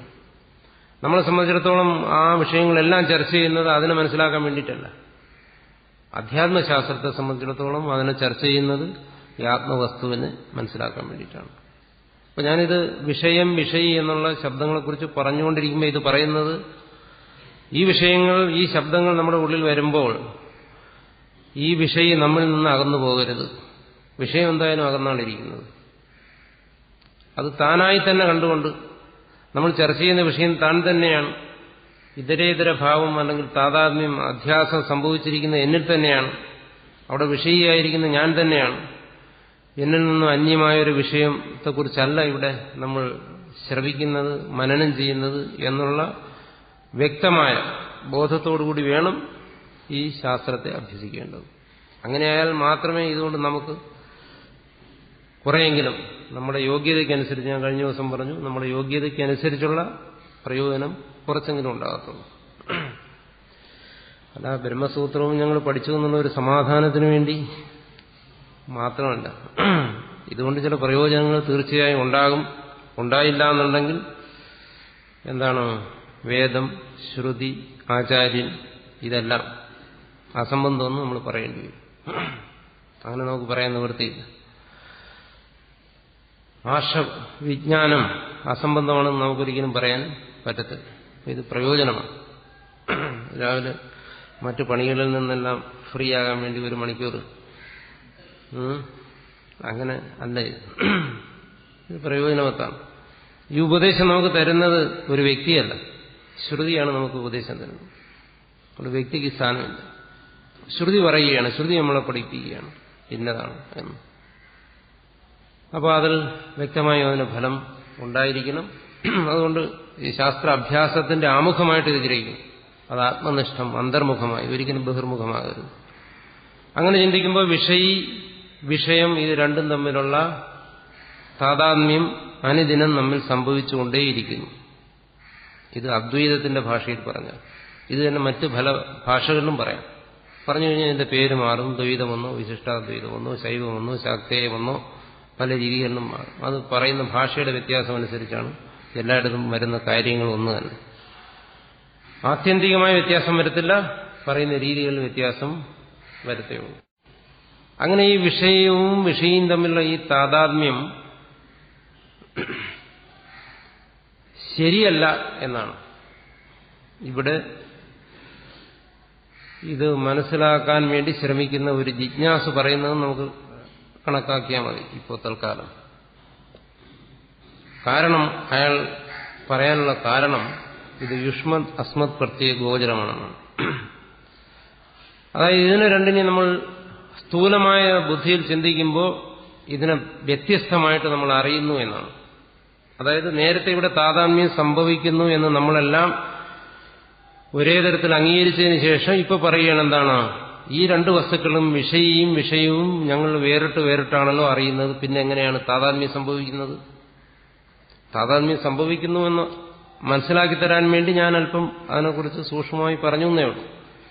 വാസ്തവത്തിൽ ഇവിടെ താതാത്മ്യം സംഭവിക്കുന്നില്ല എന്നുള്ളതാണ് നമ്മുടെ അനുഭവം. എങ്ങനെ? ഞാൻ, നീ, നമ്മൾ രണ്ടുപേരും ഒരിക്കലും ഒന്നാകുന്നില്ല. അല്ലെങ്കിൽ ഞാൻ, ഇത് ഒരിക്കലും ഒന്നാകുന്നില്ല. എന്തിന്? ശരീരം പോലും ഒന്നാകുന്നില്ല. ഞാൻ എന്ന് പറയുന്നു, എന്റേതെന്ന് പറയുന്നു, ഇതായി ശരീരം. അപ്പൊ എങ്ങനെ ഇവിടെ താതാത്മ്യം സംഭവിക്കുന്നു? നേരത്തെ ഞാൻ താതാത്മ്യം സംഭവിക്കുന്നു എന്ന് പറഞ്ഞപ്പോൾ എല്ലാവരും തലവലിക്ക് സംബന്ധിച്ചു, അത് ചിന്തിക്കാതെയാണ്. വ്യക്തമായി ചിന്തിക്കുമ്പോൾ മനസ്സിലാക്കാൻ എന്താണ്, യുഷ്മത് അസ്മത് പ്രത്യേക ഗോചരങ്ങളാണ് വിഷയവും. അതായത് ഇവിടെ യാതൊരു തരത്തിലുള്ള താതാത്മ്യവും സംഭവിക്കുന്നില്ല. ഞാനെന്നറിയുന്നത് എന്നെയാണ്. വേണ്ടി വന്നാൽ പറയാം എന്താണ്, ഞാനെന്നറിയുന്നത് ഈ ശരീരം എന്റേതാണ്, അതുകൊണ്ട് ഈ ശരീരമല്ല. മനസ്സ് അത് എന്റേതാണ്, അതുകൊണ്ട് അത് ഞാനല്ല. ബുദ്ധി എന്റേതാണ്, അതുകൊണ്ട് അത് ഞാനല്ല. ഇന്ദ്രിയങ്ങൾ അത് എന്റേതാണ്, അതുകൊണ്ട് ഞാനല്ല. അപ്പൊ ഞാനെന്ന് പറയുന്നത് ഇതിന്റെയൊക്കെ ഉള്ളിലുള്ള എന്തോ ഒന്നാണ്. അതിനെ നിങ്ങൾ അറിവെന്നോ ബ്രഹ്മമെന്നോ ബോധമെന്നോ ചിത്തെന്നോ എന്തെങ്കിലും പേരിട്ടോളൂ. അതാണ് ഈ അസ്മത് പ്രത്യേക ഗോചരം, ഉള്ളിലിരിക്കുന്ന ഒന്ന്. അത് വേറെ, ഇതെല്ലാം വേറെ. ഇതാണല്ലോ നമ്മുടെ അനുഭവം. ഈ ശരീരം വേറെ, ഇത് ഈ കാണുന്ന പുറമേ കാണുന്ന എല്ലാം വസ്തുക്കൾ വേറെ, നിങ്ങളെല്ലാവരും വേറെ, ഞാൻ വേറെ. പിന്നെ ഇത് തമ്മിൽ രണ്ടും കൂടെ ഒന്നാകുന്ന എവിടെ വെച്ച്? ഒന്ന് അസ്മത് പ്രത്യേക ഗോചരമാണ്, മറ്റൊന്ന് യുഷ്മത് പ്രത്യേക ഗോചരമാണ്. ഇത് രണ്ടും കൂടി എങ്ങനെ ഒന്നാകും? ഒന്നാകത്തില്ല എന്നാണ്. അത് ഒന്നാകുന്നില്ല എന്നുള്ളതിന് വേണ്ടിയിട്ടാണ് ആദ്യം പറഞ്ഞത് ഇത് യുഷ്മത് അസ്മത് പ്രത്യേക ഗോചരമാണ് എന്ന് പറഞ്ഞത്. രണ്ടും പ്രകടമായി ഭിന്നങ്ങളാണ് എന്നാണ്.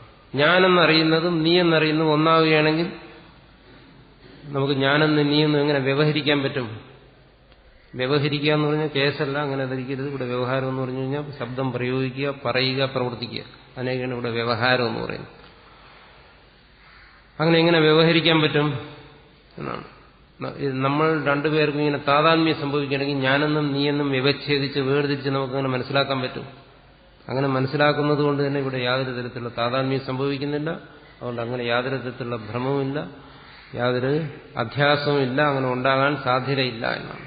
അത് മാത്രമല്ല, ഇവിടെ പറയുന്നത് എന്താണ്, യുഷ്മത് അസ്മത് പ്രത്യേക ഗോചരം ആയതുകൊണ്ട് മാത്രമല്ല, ഞാനെന്നുള്ള അറിവിനും ഇത് എന്നുള്ള അറിവിനും വിഷയമായി ഇത് രണ്ടും നിൽക്കുന്നു എന്നുള്ളത് കൊണ്ട് മാത്രമല്ല ഇവിടെ താതാത്മ്യം സംഭവിക്കാത്തത്.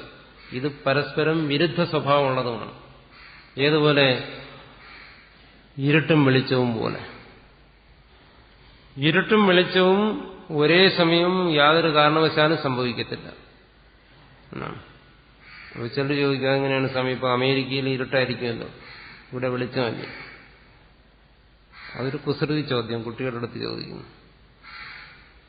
ഒരേ ദേശത്ത് ഒരേ സമയം ഇരുട്ടും വെളിച്ചവും സംഭവിക്കത്തില്ല. ഒരേ സമയത്ത് ഒരേ ദേശത്തിൽ സംഭവിക്കത്തില്ല. ഒരേ സമയത്ത് ഇരുട്ടും വെളിച്ചവും ഒരുമിച്ചിരിക്കില്ല. അപ്പോൾ അല്പം കൂടി കടന്ന് ചിന്തിക്കുന്നവർ ചോദിക്കുക, എന്തുകൊണ്ട് സംഭവിക്കത്തില്ല? സന്ധ്യാസമയം നോക്ക്. സന്ധ്യാസമയം എന്ന് പറയുമ്പം അവിടെ വെളിച്ചം മങ്ങി വരുന്നു, ഇരുട്ട് കടന്നു വരുന്നു. അപ്പോൾ അവിടെ ഇരുട്ടുകൊണ്ട് വെളിച്ചമുണ്ട്. അപ്പോൾ എന്തുകൊണ്ട് സംഭവിക്കത്തില്ല? ഇരുട്ടും വെളിച്ചവും ഒരുമിച്ച് വരാമല്ലോ. പ്രഭാതം നമ്മൾ പറയുമല്ലോ, നിഴലും വെളിച്ചവും. നിഴല് എന്ന് പറയുമ്പോൾ എന്താണ്? അവിടെ കുറച്ച് വെളിച്ചമുണ്ട്, അതുകൊണ്ടാണ് ആ നിഴലിനെ നമ്മൾ അറിയുന്നത്. അപ്പോൾ അവിടെയെല്ലാം ഇരുട്ടും വെളിച്ചവും കൂടി കലരുന്നുണ്ടല്ലോ. അപ്പോൾ ഇരുട്ടും വെളിച്ചവും എങ്ങനെ പരസ്പര വിരുദ്ധമുള്ള സ്വഭാവമുള്ളതാകും? അത് എന്തുകൊണ്ട് കൂടിക്കലരത്തില്ല? ഇരുട്ടും വെളിച്ചം കൂടിക്കലരാമെങ്കിൽ ചിത്തും ജഡവും കൂടിക്കലരാം, അത് വേറെ കാര്യം. പക്ഷെ ഇവിടെ പറയുന്നത് എന്താണ്? പരസ്പര വിരുദ്ധമാണ് ഇരുട്ടും വെളിച്ചവും, അതൊരിക്കലും കൂടി കലരില്ല എന്നാണ്. അപ്പോൾ എങ്ങനെയുള്ള ഇരുട്ടും വെളിച്ചവും? പ്രകൃഷ്ടമായ പ്രകാശം എന്നുവെച്ചാൽ മധ്യാഹ്ന സൂര്യന്റെ പ്രകാശവും കാളരാത്രിയിലെ ഇരുട്ട്, അതെടുത്താൽ മതി തൽക്കാലം. അത് രണ്ടും കൂടി കലരത്തില്ലെന്നാണ്.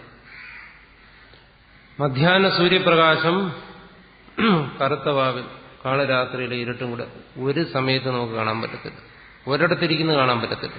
അത് കണ്ടവരാരും കാണത്തില്ല. അതുപോലെ പരസ്പര വിലക്ഷണമായി വിരുദ്ധ സ്വഭാവത്തോടു കൂടിയിരിക്കുന്നു ഈ ആത്മാവും അനാത്മാവും എന്നാണ്. എന്തുകൊണ്ട്? ആത്മാവിനെ കുറിച്ച് നമ്മൾ പറയുന്നത് എന്താണ്? അത് ചിത്താണ്, ആനന്ദമാണ്, ജ്ഞാനമാണ്, നിത്യമാണ്, മുക്തമാണ്, ശുദ്ധമാണ്, സർവവ്യാപകമാണ്. എന്തെല്ലാം വിശേഷണങ്ങൾ കൊടുക്കുന്നു. ജഡത്തെക്കുറിച്ച് നമ്മൾ എന്ത് പറയുന്നു? അത് നശ്വരമാണ്, നശിക്കുന്നതാണ്, അത് ജഡമാണ്, അത് പരിച്ഛിന്നമാണ്, അത് ആനന്ദസ്വരൂപമല്ല. എന്തെല്ലാം ആത്മാവിന് വിശേഷണങ്ങൾ കൊടുക്കുന്നു അതിന് നേരെ വിരുദ്ധങ്ങളായ വിശേഷങ്ങൾ കൊണ്ടാണ് വിഷയങ്ങളെല്ലാം വിശേഷിപ്പിക്കുന്നത്. ശബ്ദങ്ങൾ കൊണ്ടും അർത്ഥം കൊണ്ടും നമ്മുടെ അറിവ് കൊണ്ടും നമുക്ക് മനസ്സിലാക്കാം ഇത് ഇരുട്ടിനെയും പ്രകാശത്തെയും പോലെ പരസ്പര വിരുദ്ധമാണ്. പരസ്പര വിരുദ്ധമായതുകൊണ്ട് എന്താണ്? ഇത് താതാത്മ്യപ്പെടത്തില്ല. ആദ്യം നമ്മൾ ഇതിന്റെ താതാത്മ്യത്തെക്കുറിച്ച് പറഞ്ഞല്ലോ. അങ്ങനെ ഒരു താതാത്മ്യം സംഭവിക്കത്തില്ല. അപ്പൊ രണ്ട് കാരണങ്ങൾ പറയുകയാണ്. ഇതരേതര ഭാവ അനുപപത്തോ, ഇതിന്റെ താതാത്മ്യം അയുക്തമാണ്, യുക്തിക്ക് നിരക്കുന്നതല്ല. എന്തുകൊണ്ട്? തമപ്രകാശവൻ വിരുദ്ധ സ്വഭാവയോഹോ, ഇത് വെളിച്ചവും നല്ല വെളിച്ചവും നല്ല ഇരുട്ടും പോലെ പരസ്പര വിരുദ്ധമാണ്. മാത്രമല്ല യുഷ്മത് അസ്മത് പ്രത്യഗോചരയോഹോ, ഞാൻ എന്നും ഇതെന്നും എന്ന് വ്യക്തമായും വേർതിരിച്ച് നമ്മൾ അറിയുന്നതാണ് ഇവ രണ്ടും. അതുകൊണ്ട് എന്താണ്? ഇവ യാതൊരു കാരണവശാലും താതാത്മ്യപ്പെടത്തില്ല എന്നാണ് പൂർവപക്ഷം.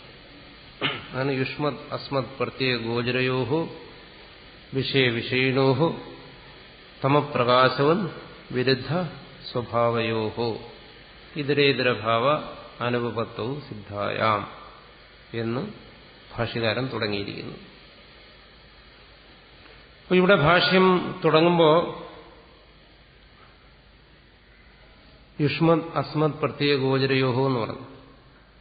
അപ്പം ഭാഷാപരമായ കാര്യങ്ങളൂടെ ഇതിനോടൊപ്പം പറയാൻ വേണ്ടിയിട്ട് പറയുകയാണ്. ഇതിന്റെ പ്രധാനമായ കാര്യം നമ്മളിവിടെ ചർച്ച ചെയ്തു. ഇവിടെ ശരിക്കും ത്വൻ മത് പ്രത്യഗോചരയോഹോ എന്നാണ് ഈ ഭാഷാ നിയമം അനുസരിച്ച് പറയേണ്ടതെന്ന് ചിലർ പറയും. കാരണം യുഷ്മത് അസ്മത് പ്രത്യഗോചരയോഹോ ഇവിടെ സമാസം വന്നിരിക്കുകയാണ്, പല പദങ്ങളെ കൂട്ടിച്ചേർത്തിരിക്കുകയാണ്. അങ്ങനെ കൂട്ടിച്ചേരുമ്പോൾ ഇവിടെ ത്വന്മത് പ്രത്യഗോചരയോഹോ എന്ന് പറയണം. എന്തുകൊണ്ടങ്ങനെ പറഞ്ഞിട്ടില്ല? എന്തുകൊണ്ട് യുഷ്മത് അസ്മത് പ്രത്യഗോചരയോഹോ എന്ന് പറഞ്ഞു? ഇതൊക്കെ ആ ഭാഷയിൽ അല്ലെങ്കിൽ ആ രീതിയിൽ സംസ്കൃതത്തിലൊക്കെ താല്പര്യമുള്ളവർ വ്യാഖ്യാനങ്ങളിലൊക്കെ ഉള്ള കാര്യമാണ്. ഞാൻ പ്രത്യേകിച്ച് കണ്ടുപിടിച്ച കാര്യങ്ങളൊന്നുമല്ല. അത് മനസ്സിലാക്കാൻ വേണ്ടി പറയുകയാണ്. അതിന് പറയുന്ന സമാധാനം എന്താണ്? അത് ഏകവചനത്തിൽ മാത്രമേ അങ്ങനെയുള്ളത് പ്രയോഗിക്കാവൂ. ഇവിടെ ഏകവചനമല്ല, അതിന് വിവാദങ്ങളാണ്. പൊതുവായൊരു കാര്യം കൂടിയുണ്ട്. ഈ വലിയ ആൾക്കാർ എന്തെങ്കിലും അബദ്ധങ്ങളൊക്കെ ചെയ്തു കഴിഞ്ഞാൽ അതൊക്കെ ശരിയാണ്. നമ്മളെപ്പോലെയുള്ളവർ എന്തെങ്കിലും ചെയ്തു കഴിഞ്ഞാൽ അത് അബദ്ധമാകും. എന്റെ പാഴ്ബുദ്ധിയിൽ എനിക്ക് തോന്നിയിട്ടുള്ളതാണ്. അതുകൊണ്ട് ഇനി അതിനെന്തെങ്കിലുമൊക്കെ അബദ്ധങ്ങളുണ്ടെങ്കിലും നമ്മൾ അതിനെയൊന്നും അബദ്ധമായി കാണേണ്ട കാര്യമില്ല. അതൊക്കെ ശരിയാണ്. യുഷ്മത് അസ്മത് പ്രത്യഗോചരം. ഇനി പാണിനിയുടെ വ്യാകരണത്തിന് ഇത് ശരിയാകുന്നില്ലെങ്കിൽ വ്യാകരണം പാണിനി ഇതനുസരിച്ച് ഉണ്ടാക്കിക്കോണം. ഇനി എന്തെങ്കിലും പിശകുണ്ടെങ്കിൽ. അപ്പോൾ ഇതൊക്കെ വലിയ വിവാദങ്ങളാണ്. എന്തിനങ്ങനെ പറഞ്ഞു? അത് ഈ ശബ്ദം ലാക്ഷണികമായ അർത്ഥത്തെ ബോധിപ്പിക്കുന്നു, അതുകൊണ്ട് അങ്ങനെ പ്രയോഗിക്കാൻ ഇല്ല. അപ്പോൾ ചോദിക്കും, അങ്ങനെ ലാക്ഷണികമായി പ്രയോഗിച്ചാൽ എന്തുകൊണ്ട് പ്രയോഗിച്ചുകൂടെ? അങ്ങനെ വേറെ സ്ഥലത്ത് പ്രയോഗിച്ചിട്ടുണ്ടല്ലോ. അങ്ങനെ അത് വേറൊരു വിഷയമാണ്. അങ്ങനെ ഒരുപാട് വിവാദങ്ങൾ ഇതിനകത്തുണ്ട്. എവിടെയെങ്കിലും ഞങ്ങൾ ബ്രഹ്മസൂത്രം പഠിച്ചു കഴിഞ്ഞു എന്ന് പറയുമ്പോൾ ആരെങ്കിലും ചോദിക്കും, എന്താ യുഷ്മത് അസ്മത് എന്ന് പറഞ്ഞിടത്ത് ത്വന്മതെന്ന് കേട്ടാൽ പേടിക്കരുത്. അതിനു വേണ്ടിയിട്ട് മാത്രമാണ് ഞാൻ പറഞ്ഞത്. അത് അങ്ങനെയൊക്കെ കാണും, അതിന് സമാധാനമുണ്ട്. തൽക്കാലം അത് നിങ്ങൾക്ക് പറഞ്ഞാൽ മനസ്സിലാകത്തില്ല എന്ന് പറഞ്ഞ് തൽക്കാലം അവിടെ നിന്ന് രക്ഷപ്പെട്ടുകൊണ്ടാൽ മതി. രക്ഷപ്പെടാനുള്ള ഒരു വഴി പറയുകയാണ്. അതിൽ അങ്ങനെ ഒരുപാട് എന്താണ് ഇതിന്റെ സാങ്കേതികമായ വിഷയങ്ങളെ കുറിച്ച്, വ്യാകരണം അല്ലെങ്കിൽ ഇങ്ങനെയുള്ള കാര്യങ്ങളെ കുറിച്ചൊക്കെ ഇതിനകത്ത് ഒരുപാട് ചർച്ചകൾ വരും. അത്തരം ചർച്ചകൾ ഒരു മനോവിനോദം, മനസ്സിന്റെ ഒരു വിനോദം എന്നുള്ള നിലയ്ക്ക് വേണമെങ്കിൽ നമ്മൾ അത് പഠിക്കുന്നതുകൊണ്ട് ദോഷമൊന്നുമില്ല. എന്നാൽ അതിന് കൂടുതൽ പ്രാധാന്യമില്ല, സമയം പോകാൻ കൊള്ളാം. അപ്പോൾ അങ്ങനെ ഇതിലെ പല പദങ്ങളെക്കുറിച്ചും പ്രത്യേകം ഇതിനെക്കുറിച്ചുള്ള അങ്ങനെയുള്ള ചർച്ചകൾ, ഇതിന്റെ വ്യാഖ്യാനങ്ങൾ നോക്കിയാൽ മതി. ബ്രഹ്മസൂത്രത്തിന്റെ വ്യാഖ്യാനങ്ങളിലും അതിന്റെ ടിപ്പണികളൊക്കെ ഇങ്ങനെ സമുദ്രം പോലെ കിടക്കുകയാണ്. അതിലെല്ലാം നോക്കിക്കഴിഞ്ഞാൽ അത്തരം കാര്യങ്ങളൊക്കെ കിട്ടും. അതിന്റെ സാരം ഇത്രയാണ് ഇവിടെ പറയുന്നത്. ഇത് രണ്ടും പരസ്പര വിരുദ്ധ സ്വഭാവമുള്ളതാണ്. അതുകൊണ്ട് ഇത് രണ്ടും തമ്മിൽ താതാത്മ്യം സംഭവിക്കത്തില്ല എന്നാണ്. ഈ പറഞ്ഞ കാര്യങ്ങളിൽ വിഷമന്ത് അസ്മത് പ്രത്യേകോരയോഹോ വിഷയവിഷയനോഹോ തമപ്രകാശോ വിരുദ്ധ സ്വഭാവയോഹോ ഇതരേതരഭാവ അനുഭവത്വ സിദ്ധായാം എന്ന് ഇത്രയും പറഞ്ഞ കാര്യങ്ങളിൽ ആർക്കെങ്കിലും എന്തെങ്കിലും സംശയം ഉണ്ടെങ്കിൽ നാളത്തേക്ക് മാറ്റിവെക്കണ്ട. ഇന്നലെ തന്നെ വല്ലതും പറഞ്ഞ് എങ്ങനെയാ ചോദിക്കുന്നത് ഒരു സംശയം, മടിച്ചിട്ടാണ് ചോദിക്കാത്തത്. അല്ല, സംശയം ഇല്ലാത്തതുകൊണ്ടല്ല, അങ്ങനെ ആരും മടി വിചാരിക്കേണ്ട കാര്യമില്ല ഈ വിഷയത്തിൽ. അങ്ങനെ വന്നാൽ ഇതിനെക്കുറിച്ചുള്ള വിചാരം ശരിയാകത്തില്ല. ആ ചോദ്യം അബദ്ധമായി പോകുമോ എന്നുള്ള വിചാരം കൊണ്ട് ചില ചോദിക്കാതിരിക്കും. അപ്പൊ അങ്ങനെ കണക്കാക്കണ്ട. ഞാൻ പറഞ്ഞ വിഷയങ്ങളിൽ എന്തെങ്കിലും സംശയം ഉണ്ടെങ്കിൽ, അതിനോടനുബന്ധിച്ച വിഷയങ്ങളിൽ എന്തെങ്കിലും സംശയം ഉണ്ടെങ്കിൽ ഈ ഭാഗത്തെക്കുറിച്ച്, കാരണം ഇത് സംശയം തീർത്ത് പഠിക്കേണ്ടതാണ്. എന്തെങ്കിലും ഉണ്ടെങ്കിൽ അത് ഇങ്ങോട്ട് കുറിച്ച് തന്നു കഴിഞ്ഞാൽ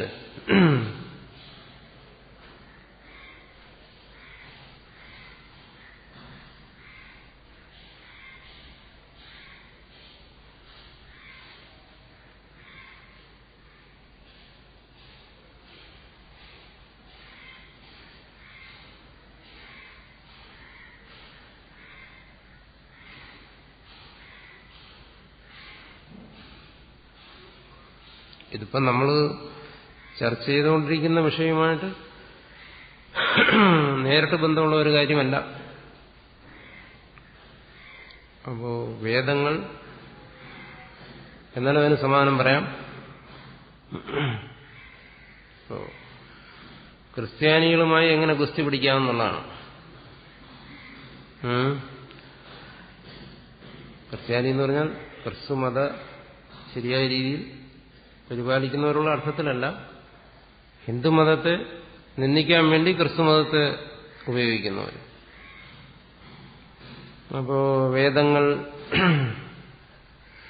അവിടെ പല ഭാഗങ്ങളും നഷ്ടപ്പെട്ടു പോയി.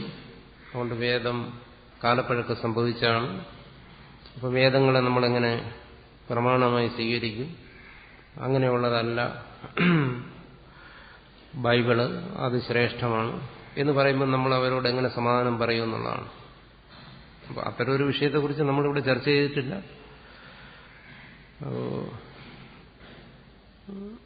എൻ്റെ വ്യക്തിപരമായ അഭിപ്രായം ഒരു മറുപടിയും പറയാതിരിക്കുന്നതാണ് നല്ലത്. കാരണം എന്നെ സംബന്ധിച്ചിടത്തോളം അതിനൊന്നും സമയം കിട്ടാറില്ല. നമ്മളിങ്ങനെ ഈ ആത്മവിചാരത്തിലെ കഴിയുമ്പോൾ പിന്നെ ഇവരുടെ അടുത്തൊക്കെ ഗുസ്തി പിടിക്കാൻ ഇവിടെ സമയം കിട്ടുന്നു? സമയം കിട്ടാറില്ല.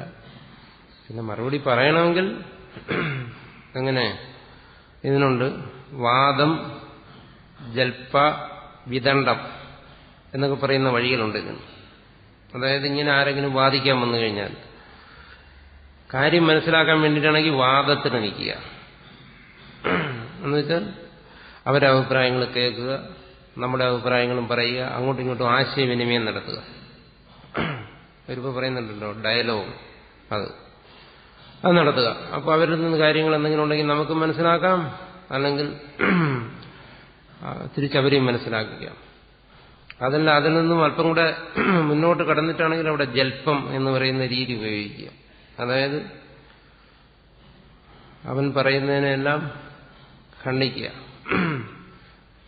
കാട്ടടി എന്ന് പറയും നാടൻ ഭാഷയിൽ. കണ്ണടച്ചടി കൊടുക്കുക, ജൽപ്പം. നമ്മുടെ പക്ഷത്തെയും സമർത്ഥിച്ചോളുക. അതും കടന്നിട്ട് ഒന്നുകൂടി കടന്ന കൈ, അവസാനത്തെ പ്രയോഗം എന്ന് പറയുന്ന വിദണ്ഡ. നമ്മളെ ഡിഫെൻഡ് ചെയ്യാനൊന്നും പോണ്ട, അവൻ എന്ത് പറയുന്നു അതെല്ലാം അസംബന്ധം എന്നങ്ങ് പറഞ്ഞേക്കുക.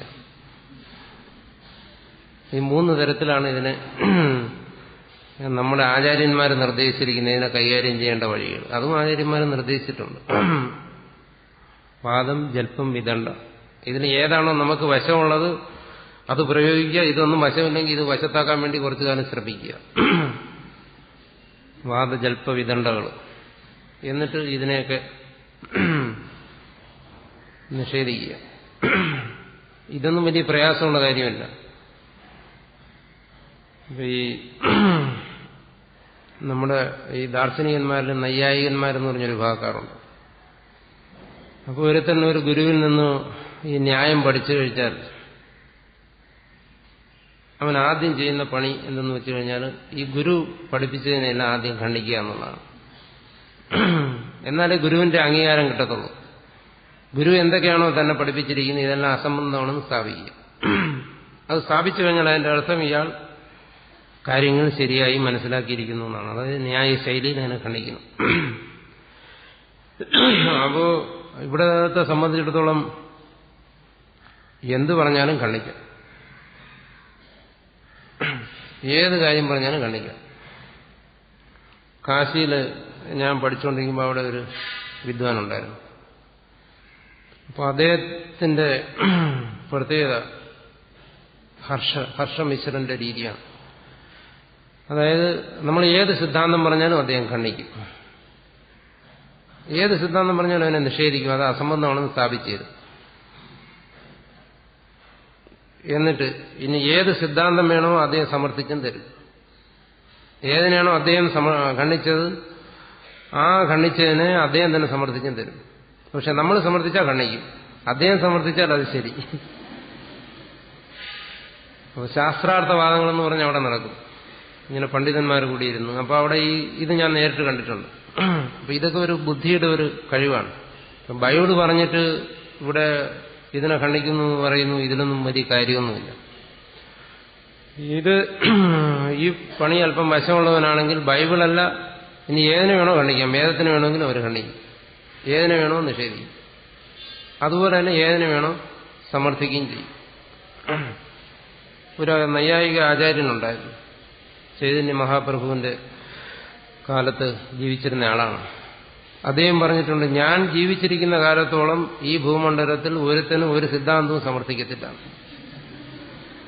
അത് ദ്വൈതമോ അദ്വൈതമോ വിശിഷ്ടാദ്വൈതമോ എന്തോ ആയിക്കൊള്ളട്ടെ, ഞാൻ ജീവിച്ചിരിക്കുന്നിടത്തോളം കാലം ഈ ഭൂമണ്ഡലത്തിൽ ഒരുത്തനും ഒരു സിദ്ധാന്തവും സമർത്ഥിക്കില്ല എന്ന് പറഞ്ഞാൽ അത് വേറൊരു മണ്ഡലമാണ്.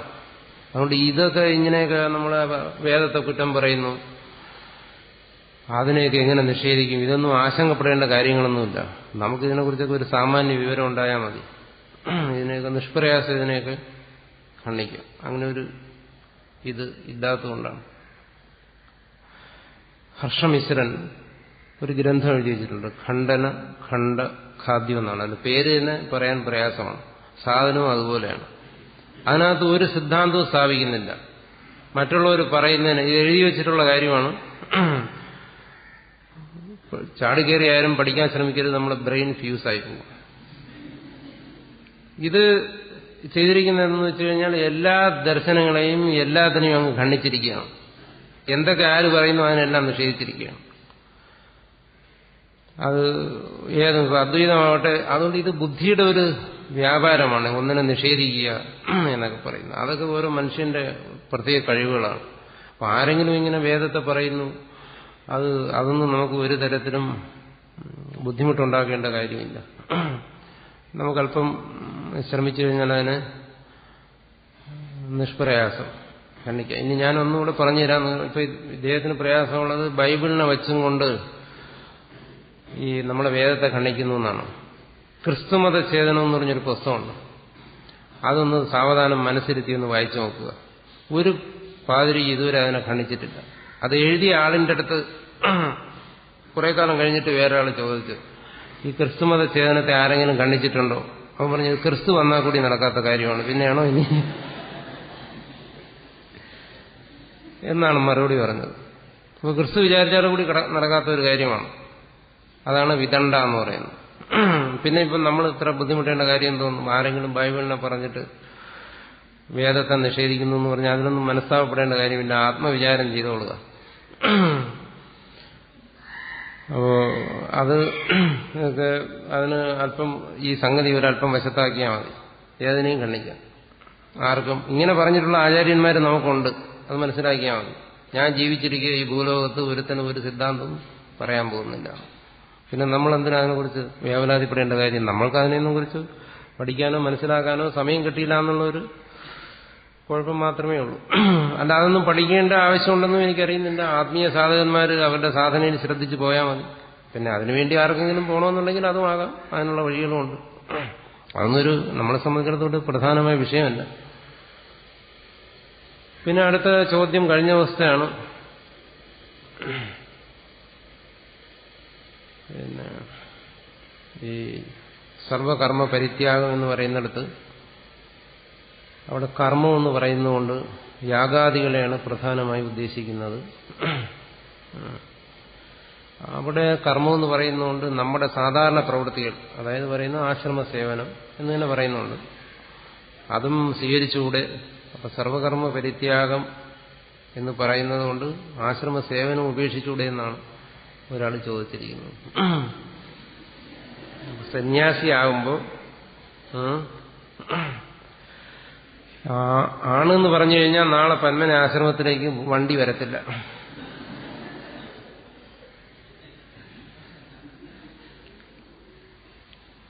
അപ്പോൾ എനിക്കെങ്ങനെ പറയാൻ പറ്റും അതാണെന്ന്?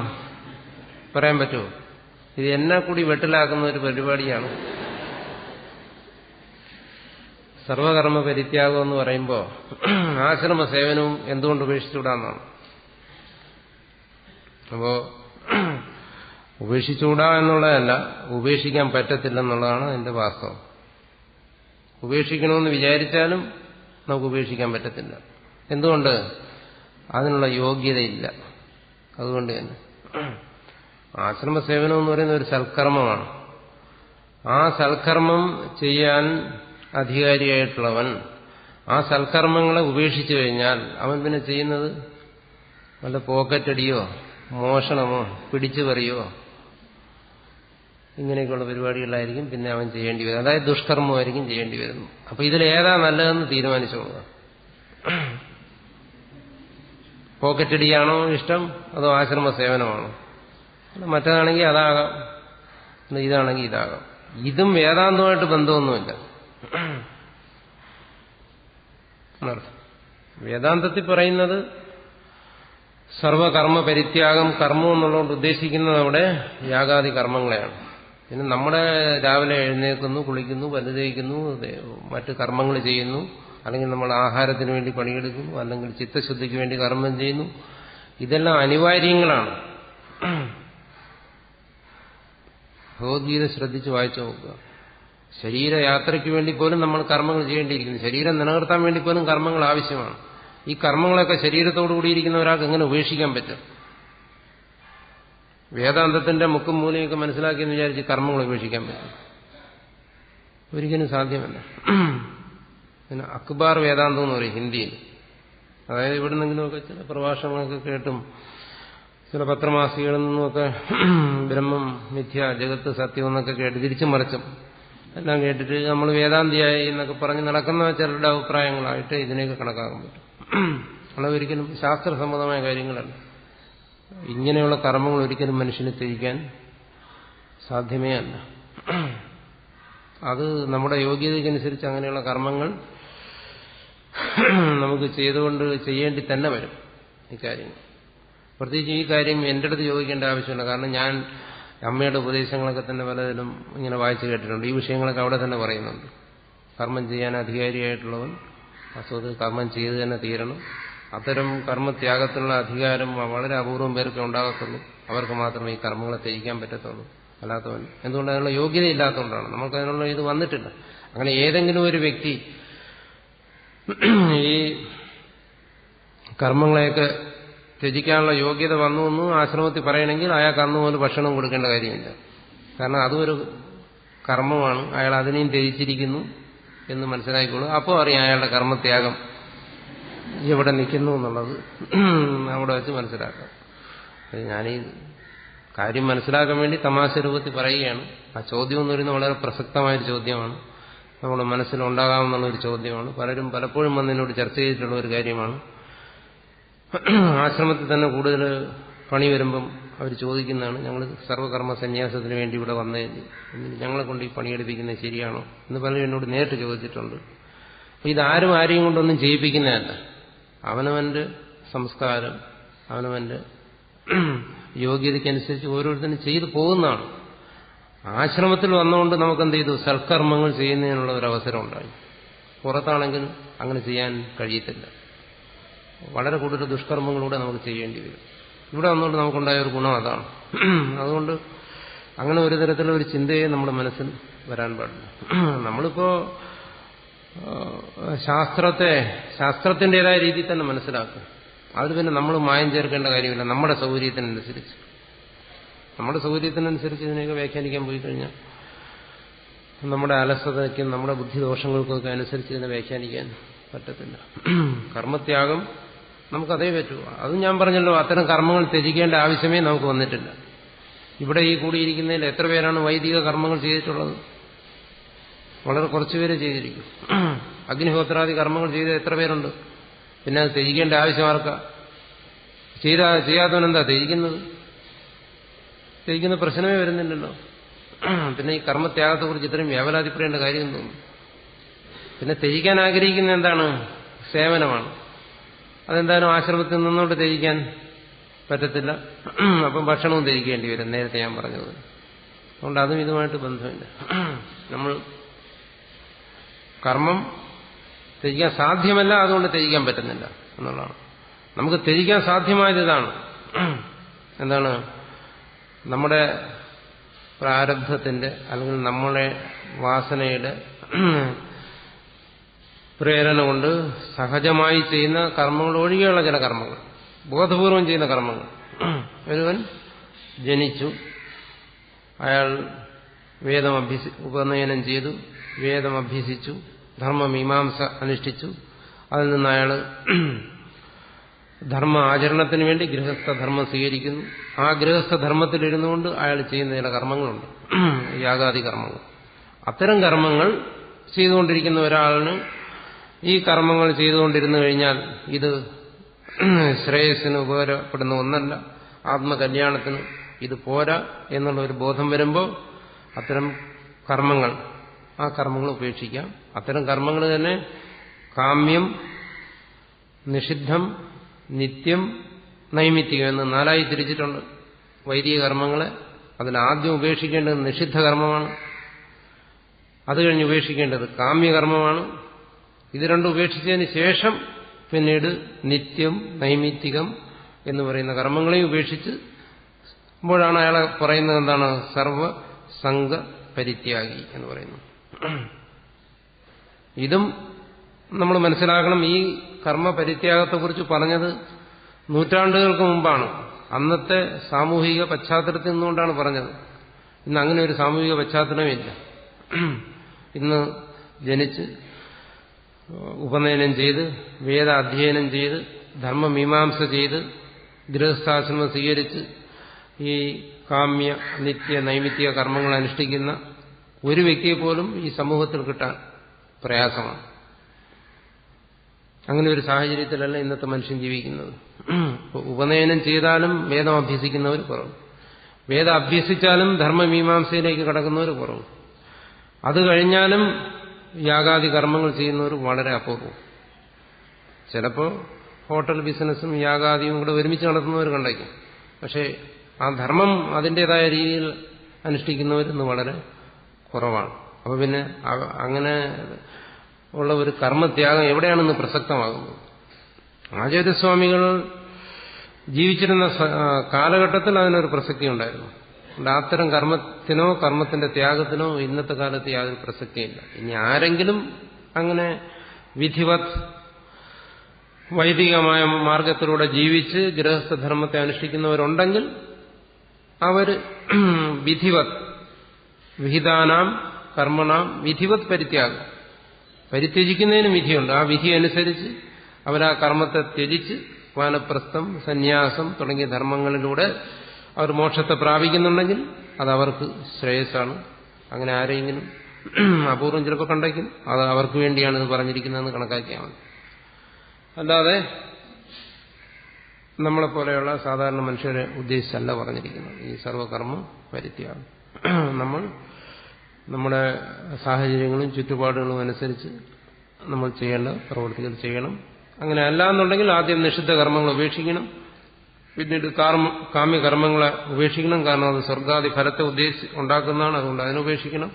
നിഷിദ്ധ കർമ്മം നരകം തുടങ്ങിയ ഫലത്തെ ഉണ്ടാക്കുന്നു. അതുകൊണ്ട് അതിനുപേക്ഷിക്കണം. നിത്യനൈമിത്യ കർമ്മങ്ങളും സർവകർമ്മ പരിത്യാഗത്തിന്റെ പരിപൂർത്തിക്ക് വേണ്ടി അതും ആത്യന്തികമായി ഉപേക്ഷിക്കുന്നു. അങ്ങനെ ഉപേക്ഷിച്ച് കേവലം ഭിക്ഷാടനം കൊണ്ട് ശരീരയാത്ര നിർവഹിച്ച് ആത്മവിചാരത്തിൽ ആത്മധ്യാനത്തിൽ മാത്രം മുഴുകി ശമദമാദി സമ്പൂർണനായി ജീവിച്ച് വിദേഹ കൈവല്യത്തെ മോക്ഷത്തെ പ്രാപിക്കാൻ ശാസ്ത്രം വിധിച്ചിട്ടുണ്ട്. അത് ഈ കാലദേശങ്ങൾക്ക് സർവ്വസാധാരണമായി പ്രായോഗികമല്ല. അതുകൊണ്ട് അതിലേക്ക് നമ്മൾ കൂടുതൽ കടന്നുകൊണ്ട് അതുകൊണ്ട് ഭഗവത്ഗീതയിലും മറ്റും ഭാഷ്യത്തിലും മറ്റും സർവകർമ്മ പരിത്യാഗം എന്നെല്ലാം പറഞ്ഞിട്ട് നമ്മൾ അതുപോലെ അതിനെ കാലദേശങ്ങളുടെ വ്യത്യാസം മനസ്സിലാക്കാതെ അതുപോലെ നമ്മൾ ഉൾക്കൊള്ളുന്നത് ശരിയല്ല. ഏതുപദേശവും കാലദേശഭേദം അനുസരിച്ച് വേണം.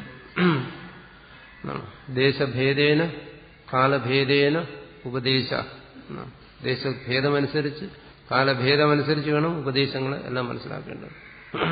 ഇന്ന് നമുക്ക് നമ്മുടെ ഗുരുവിൽ നിന്ന് കിട്ടുന്ന ഉപദേശം ഒരു 100 കൊല്ലത്തിന് ശേഷം വരുന്ന തലമുറ അന്നത്തെ സാഹചര്യങ്ങൾക്കനുസരിച്ചായിരിക്കും ഗ്രഹിക്കേണ്ടത്. എന്നാലേ അത് ശരിയായിട്ടുള്ള ശ്രവണമാകത്തുള്ളൂ. അതുപോലെ ഇന്ന് നമ്മൾ സ്വീകരിക്കുന്ന ഉപദേശങ്ങളിൽ അങ്ങനെ കാലദേശങ്ങൾ കൊണ്ട് വരേണ്ട ഭേദങ്ങളെ ഉൾക്കൊണ്ട് വേണം നമ്മളത് സ്വീകരിക്കേണ്ടത് എന്നാണ് ആചാര്യന്മാർ മുമ്പ് തന്നെ പറഞ്ഞിട്ടുള്ളത്. അതുകൊണ്ട് ഈ ചോദ്യം എന്ന് പറയുന്നത് വളരെ പ്രസക്തമാണ്. ആരുടെയും മനസ്സിലുണ്ടാകാമെന്നുള്ളൊരു ചോദ്യമാണ്. അപ്പോൾ അത് നമ്മളിത് ഈ വിഷയം ചർച്ച ചെയ്ത് വരുമ്പോൾ തന്നെ ഇതിന്റെ സാധനാധ്യായത്തിനും ഫലാധ്യായത്തിനും എല്ലാം വരുമ്പോൾ ഈ കാര്യങ്ങൾ അവിടെ കൂടുതൽ വ്യക്തമായിട്ട് ഈ വിഷയം തന്നെ അവിടെ ചർച്ച ചെയ്യുന്നുണ്ട്, കർമ്മത്യാഗത്തെക്കുറിച്ച്. അപ്പോൾ അത് കൂടുതൽ വ്യക്തമാകും. ഇനി മറ്റെന്തെങ്കിലും ഇതോടനുബന്ധിച്ചുള്ള കാര്യങ്ങളുണ്ടെങ്കിൽ അതെ.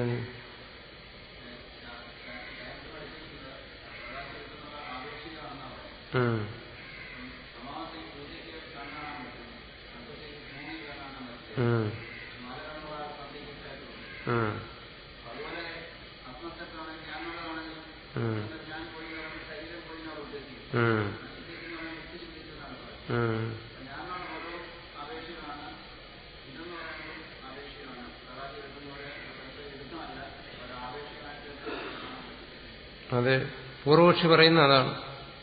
നമ്മളീ പറയുന്നത് പൂർവപക്ഷമാണ്. പൂർവപക്ഷി പറയുന്നത് അത് തന്നെയാണ്. എന്താണ്? പ്രകാശവും ഇരുട്ടും പോലെ ഇത് അങ്ങനെ വിരുദ്ധ സ്വഭാവമുള്ളതല്ല. ഈ പറയുന്നത് പോലെ അതിനുള്ള യുക്തികളും പറയാൻ പറ്റും, ആപേക്ഷികമാണ് എന്നാണ്. പക്ഷേ സിദ്ധാന്തത്തിന്റെ രീതിയിൽ നമ്മൾ നോക്കുമ്പോൾ വിവക്ഷിതാർത്ഥേന കാര്യസിദ്ധി എന്ന് പറയും. ഒരു ഗ്രന്ഥകാരൻ വിവക്ഷിച്ചിരിക്കുന്ന അർത്ഥം എന്തോ അതെടുത്തുകൊണ്ട് നമ്മുടെ കാര്യത്തെ സിദ്ധിക്കണം. ഗ്രന്ഥകാരൻ വിവക്ഷിച്ചിരിക്കുന്ന അർത്ഥമേ നമ്മൾ അതിൽ നിന്ന് എടുക്കാൻ പറ്റൂ. കാരണം ഒരു കാര്യം പറയുമ്പോൾ അതിന് പല തലങ്ങളിൽ ചിന്തിക്കാം, പല ആശയങ്ങളെ പല വീക്ഷണകോണങ്ങളിലൂടെ നമുക്കത് കാണാൻ കഴിയും. പക്ഷെ നമ്മളെപ്പോഴും വിവക്ഷിത അർത്ഥത്തെ കണ്ടുപിടിക്കാൻ ശ്രമിച്ചുകൊണ്ടിരിക്കുന്നു. ഇവിടെ ഗ്രന്ഥകാരൻ ഉദ്ദേശിക്കുന്നത് എന്താണ്? നല്ല പ്രകാശവും നല്ല ഇരുട്ടും, ഇത്രയേ ഉള്ളൂ. അത് ഒരു പരസ്പര വിരുദ്ധമായ കാര്യങ്ങളാണ്. അതുപോലെ ഇതിന് മറ്റ് പലതരത്തിലുള്ള, ഞാൻ അതുകൊണ്ടാണ് 1-2 പൂർവപക്ഷങ്ങൾ ഞാൻ തന്നെ പറഞ്ഞത്. എന്തുകൊണ്ട്? ഒരു സ്ഥലത്ത് ഇരുട്ടും വേറെ സ്ഥലത്ത് വെളിച്ചവും വരാം, മങ്ങിയ വെളിച്ചവും മങ്ങിയ ഇരുട്ടും ഒരേ സ്ഥലത്ത് വരാം. അങ്ങനെയുള്ള പല വിഷയങ്ങൾ ഇതിനകത്ത് വരാമെന്നുണ്ടെങ്കിലും ഭാഷ്യകാരൻ ഉദ്ദേശിച്ചിരിക്കുന്ന എന്താണ്? നമ്മൾ മനസ്സിലാക്കാൻ ശ്രമിക്കുന്ന എന്താണ്? നല്ല പ്രകാശവും നല്ല ഇരുട്ടും പരസ്പര വിരുദ്ധമാണ്. അതൊരു ദൃഷ്ടാന്തം, ഉദാഹരണം. അപ്പോൾ ഉദാഹരണങ്ങളെ എടുക്കുന്നിടത്തെല്ലാം ഇത് ഒരു പൊതുവായ നിയമമാണ്. കാരണം ഒരു ഉദാഹരണങ്ങളും പൂർണ്ണമല്ല. ബ്രഹ്മത്തിന് നമുക്ക് ഒരു ഉദാഹരണം പറയാൻ പറ്റത്തില്ല. അപ്പോൾ ദ്വൈതം വരും, പൂർണ്ണമായ ഒരു ഉദാഹരണം. അപ്പോൾ എല്ലാ ഉദാഹരണങ്ങളിലും അപൂർണതകളുണ്ട്. എന്നാലും ആ അപൂർണമായ ഉദാഹരണങ്ങളിലൂടെ ആ ഗ്രന്ഥകർത്താവിനൊരു വിവക്ഷയുണ്ട്, അതായത് ഒരു താല്പര്യമുണ്ട്. അതായത് ഈ ഭാഗം അതിൽ നിന്ന് മനസ്സിലാക്കുക, ഇത്രയും ഭാഗം മാത്രം. ഇപ്പൊ ഗ്രന്ഥകാരൻ ഉദ്ദേശിക്കാത്ത ചില ഭാഗങ്ങൾ അതിലുണ്ടെങ്കിൽ അത് നമ്മൾ ഈ വിഷയം ചർച്ച ചെയ്യാൻ വേണ്ടി അത് എടുക്കേണ്ട കാര്യമില്ല. കാരണം അത് ആ ഉദാഹരണത്തിന്റെ അപൂർണതയാണ്, ഏത് ഉദാഹരണങ്ങളിലും വരുന്ന ഒരു അപൂർണതയാണ്. അതുകൊണ്ട് ആ വിഷയത്തിലേക്ക് നമ്മൾ പോയി കഴിഞ്ഞാൽ ഗ്രന്ഥകാരൻ ഉദ്ദേശിക്കുന്ന ആശയം നമുക്ക് മനസ്സിലാക്കാൻ പറ്റില്ല. നമ്മുടെ ഉദ്ദേശം എന്ന് പറയുന്നത് എന്താണ്? ഈ ഗ്രന്ഥകാരൻ ഉദ്ദേശിച്ചിരിക്കുന്ന ആശയത്തെ കഴിയുന്നത്ര ഉൾക്കൊള്ളുക എന്നുള്ളതാണ്. അപ്പൊ കഴിയുന്നത്ര ഉൾക്കൊള്ളുന്നതിന് വേണ്ടി ആ ആശയത്തോട് സമന്വയിക്കുന്ന ഏതെല്ലാം ഭാഗങ്ങൾ നമ്മുടെ ഉദാഹരണത്തിലുണ്ടോ അതിനെ സ്വീകരിക്കുക, ബാക്കിയുള്ളതിനെ തള്ളിക്കളയുക, അത് പൂർവപക്ഷി എടുക്കും. അതാണ് സിദ്ധാന്തത്തിക്ക് അതിന്റെ ആവശ്യമില്ല. അതുകൊണ്ട് ഇങ്ങനെയുള്ള പൂർവപക്ഷങ്ങളിൽ സ്വാഭാവികമായിട്ടും വരാം. വന്നു കഴിഞ്ഞാൽ അതൊന്നും വിവക്ഷിതമായ കാര്യമല്ല. വിവക്ഷിക്കുന്ന ഇത്രയാണ്, അതായത് പൂർവപക്ഷത്തിന്റെ ആശയം ഇങ്ങനെയാണ്: അത്യന്തം വ്യക്തമായ പ്രകാശവും അതിന് തുല്യമായ ഇരുട്ടും ഒരിക്കലും യോജിക്കത്തില്ല. അതുപോലെ ഈ ആത്മപ്രകാശവും ഈ ജഡവസ്തുക്കളും ഒരിക്കലും താതാത്മ്യപ്പെടത്തില്ല എന്നുള്ളതാണ്. അതാണ് അതിന്റെ വിവക്ഷിതമായ അർത്ഥം. അതെല്ലാ ഉദാഹരണങ്ങളും ഇപ്പൊ രജ്ജുസർപ്പ ന്യായം പറയുന്നിടത്തുമെല്ലാം ഇത് വരും. കാരണം അതൊരിക്കലും പൂർണ്ണമായും ഈ പ്രപഞ്ചം മിഥ്യയാണ്, ഈ ജഗത്ത് സത്യമാണ് എന്ന് ഒരാചാര്യൻ പറയുമ്പോൾ ആ സിദ്ധാന്തത്തെ പൂർണ്ണമായി ഉൾക്കൊള്ളാൻ ഈ പ്രപഞ്ചത്തിന്റെ ഉള്ളിൽ നിന്ന് തന്നെ എടുത്ത ഒരു ചെറിയ ഉദാഹരണത്തിന് ഒരിക്കലും സാധ്യമല്ല. പിന്നെ കാര്യത്തിന്റെ ഒരു ഏകദേശം നമ്മളൊന്ന് ഗ്രഹിപ്പിക്കുന്നതിന് വേണ്ടി ഒരു ചെറിയൊരു സഹായകം മാത്രമാണ് ആ ഉദാഹരണം. അങ്ങനെ നമ്മളതിനെ സ്വീകരിച്ചാണ്. അപ്പോൾ നമ്മുടെ ഇന്നത്തെ ചർച്ച ഇവിടെ അവസാനിക്കുകയാണ്. അപ്പോൾ തുടർന്ന് ഉള്ള ദിവസങ്ങൾ കഴിയുന്നത്ര അതിനെക്കുറിച്ച് കൂടുതൽ വിശദമായി മനസ്സിലാക്കാം. അപ്പോൾ ഇതിൽ നമ്മൾ മനസ്സിലാക്കേണ്ടത് ഇവിടെ പൂർവപക്ഷം പറയുന്ന ഈ കാര്യമാണ്: ആത്മാവും അനാത്മാവും വിഷയിയും വിഷയവും ഇത് ഇരുട്ടും പ്രകാശവും പോലെ പരസ്പര വിരുദ്ധമുള്ളതാണ്. ഇത് രണ്ടും തമ്മിൽ കൂടിച്ചേരത്തില്ല. അതുകൊണ്ട് അധ്യാസം സാധ്യമല്ല. ഈ കാര്യം എങ്കിലും മനസ്സിൽ ഉറപ്പിച്ചോളൂ.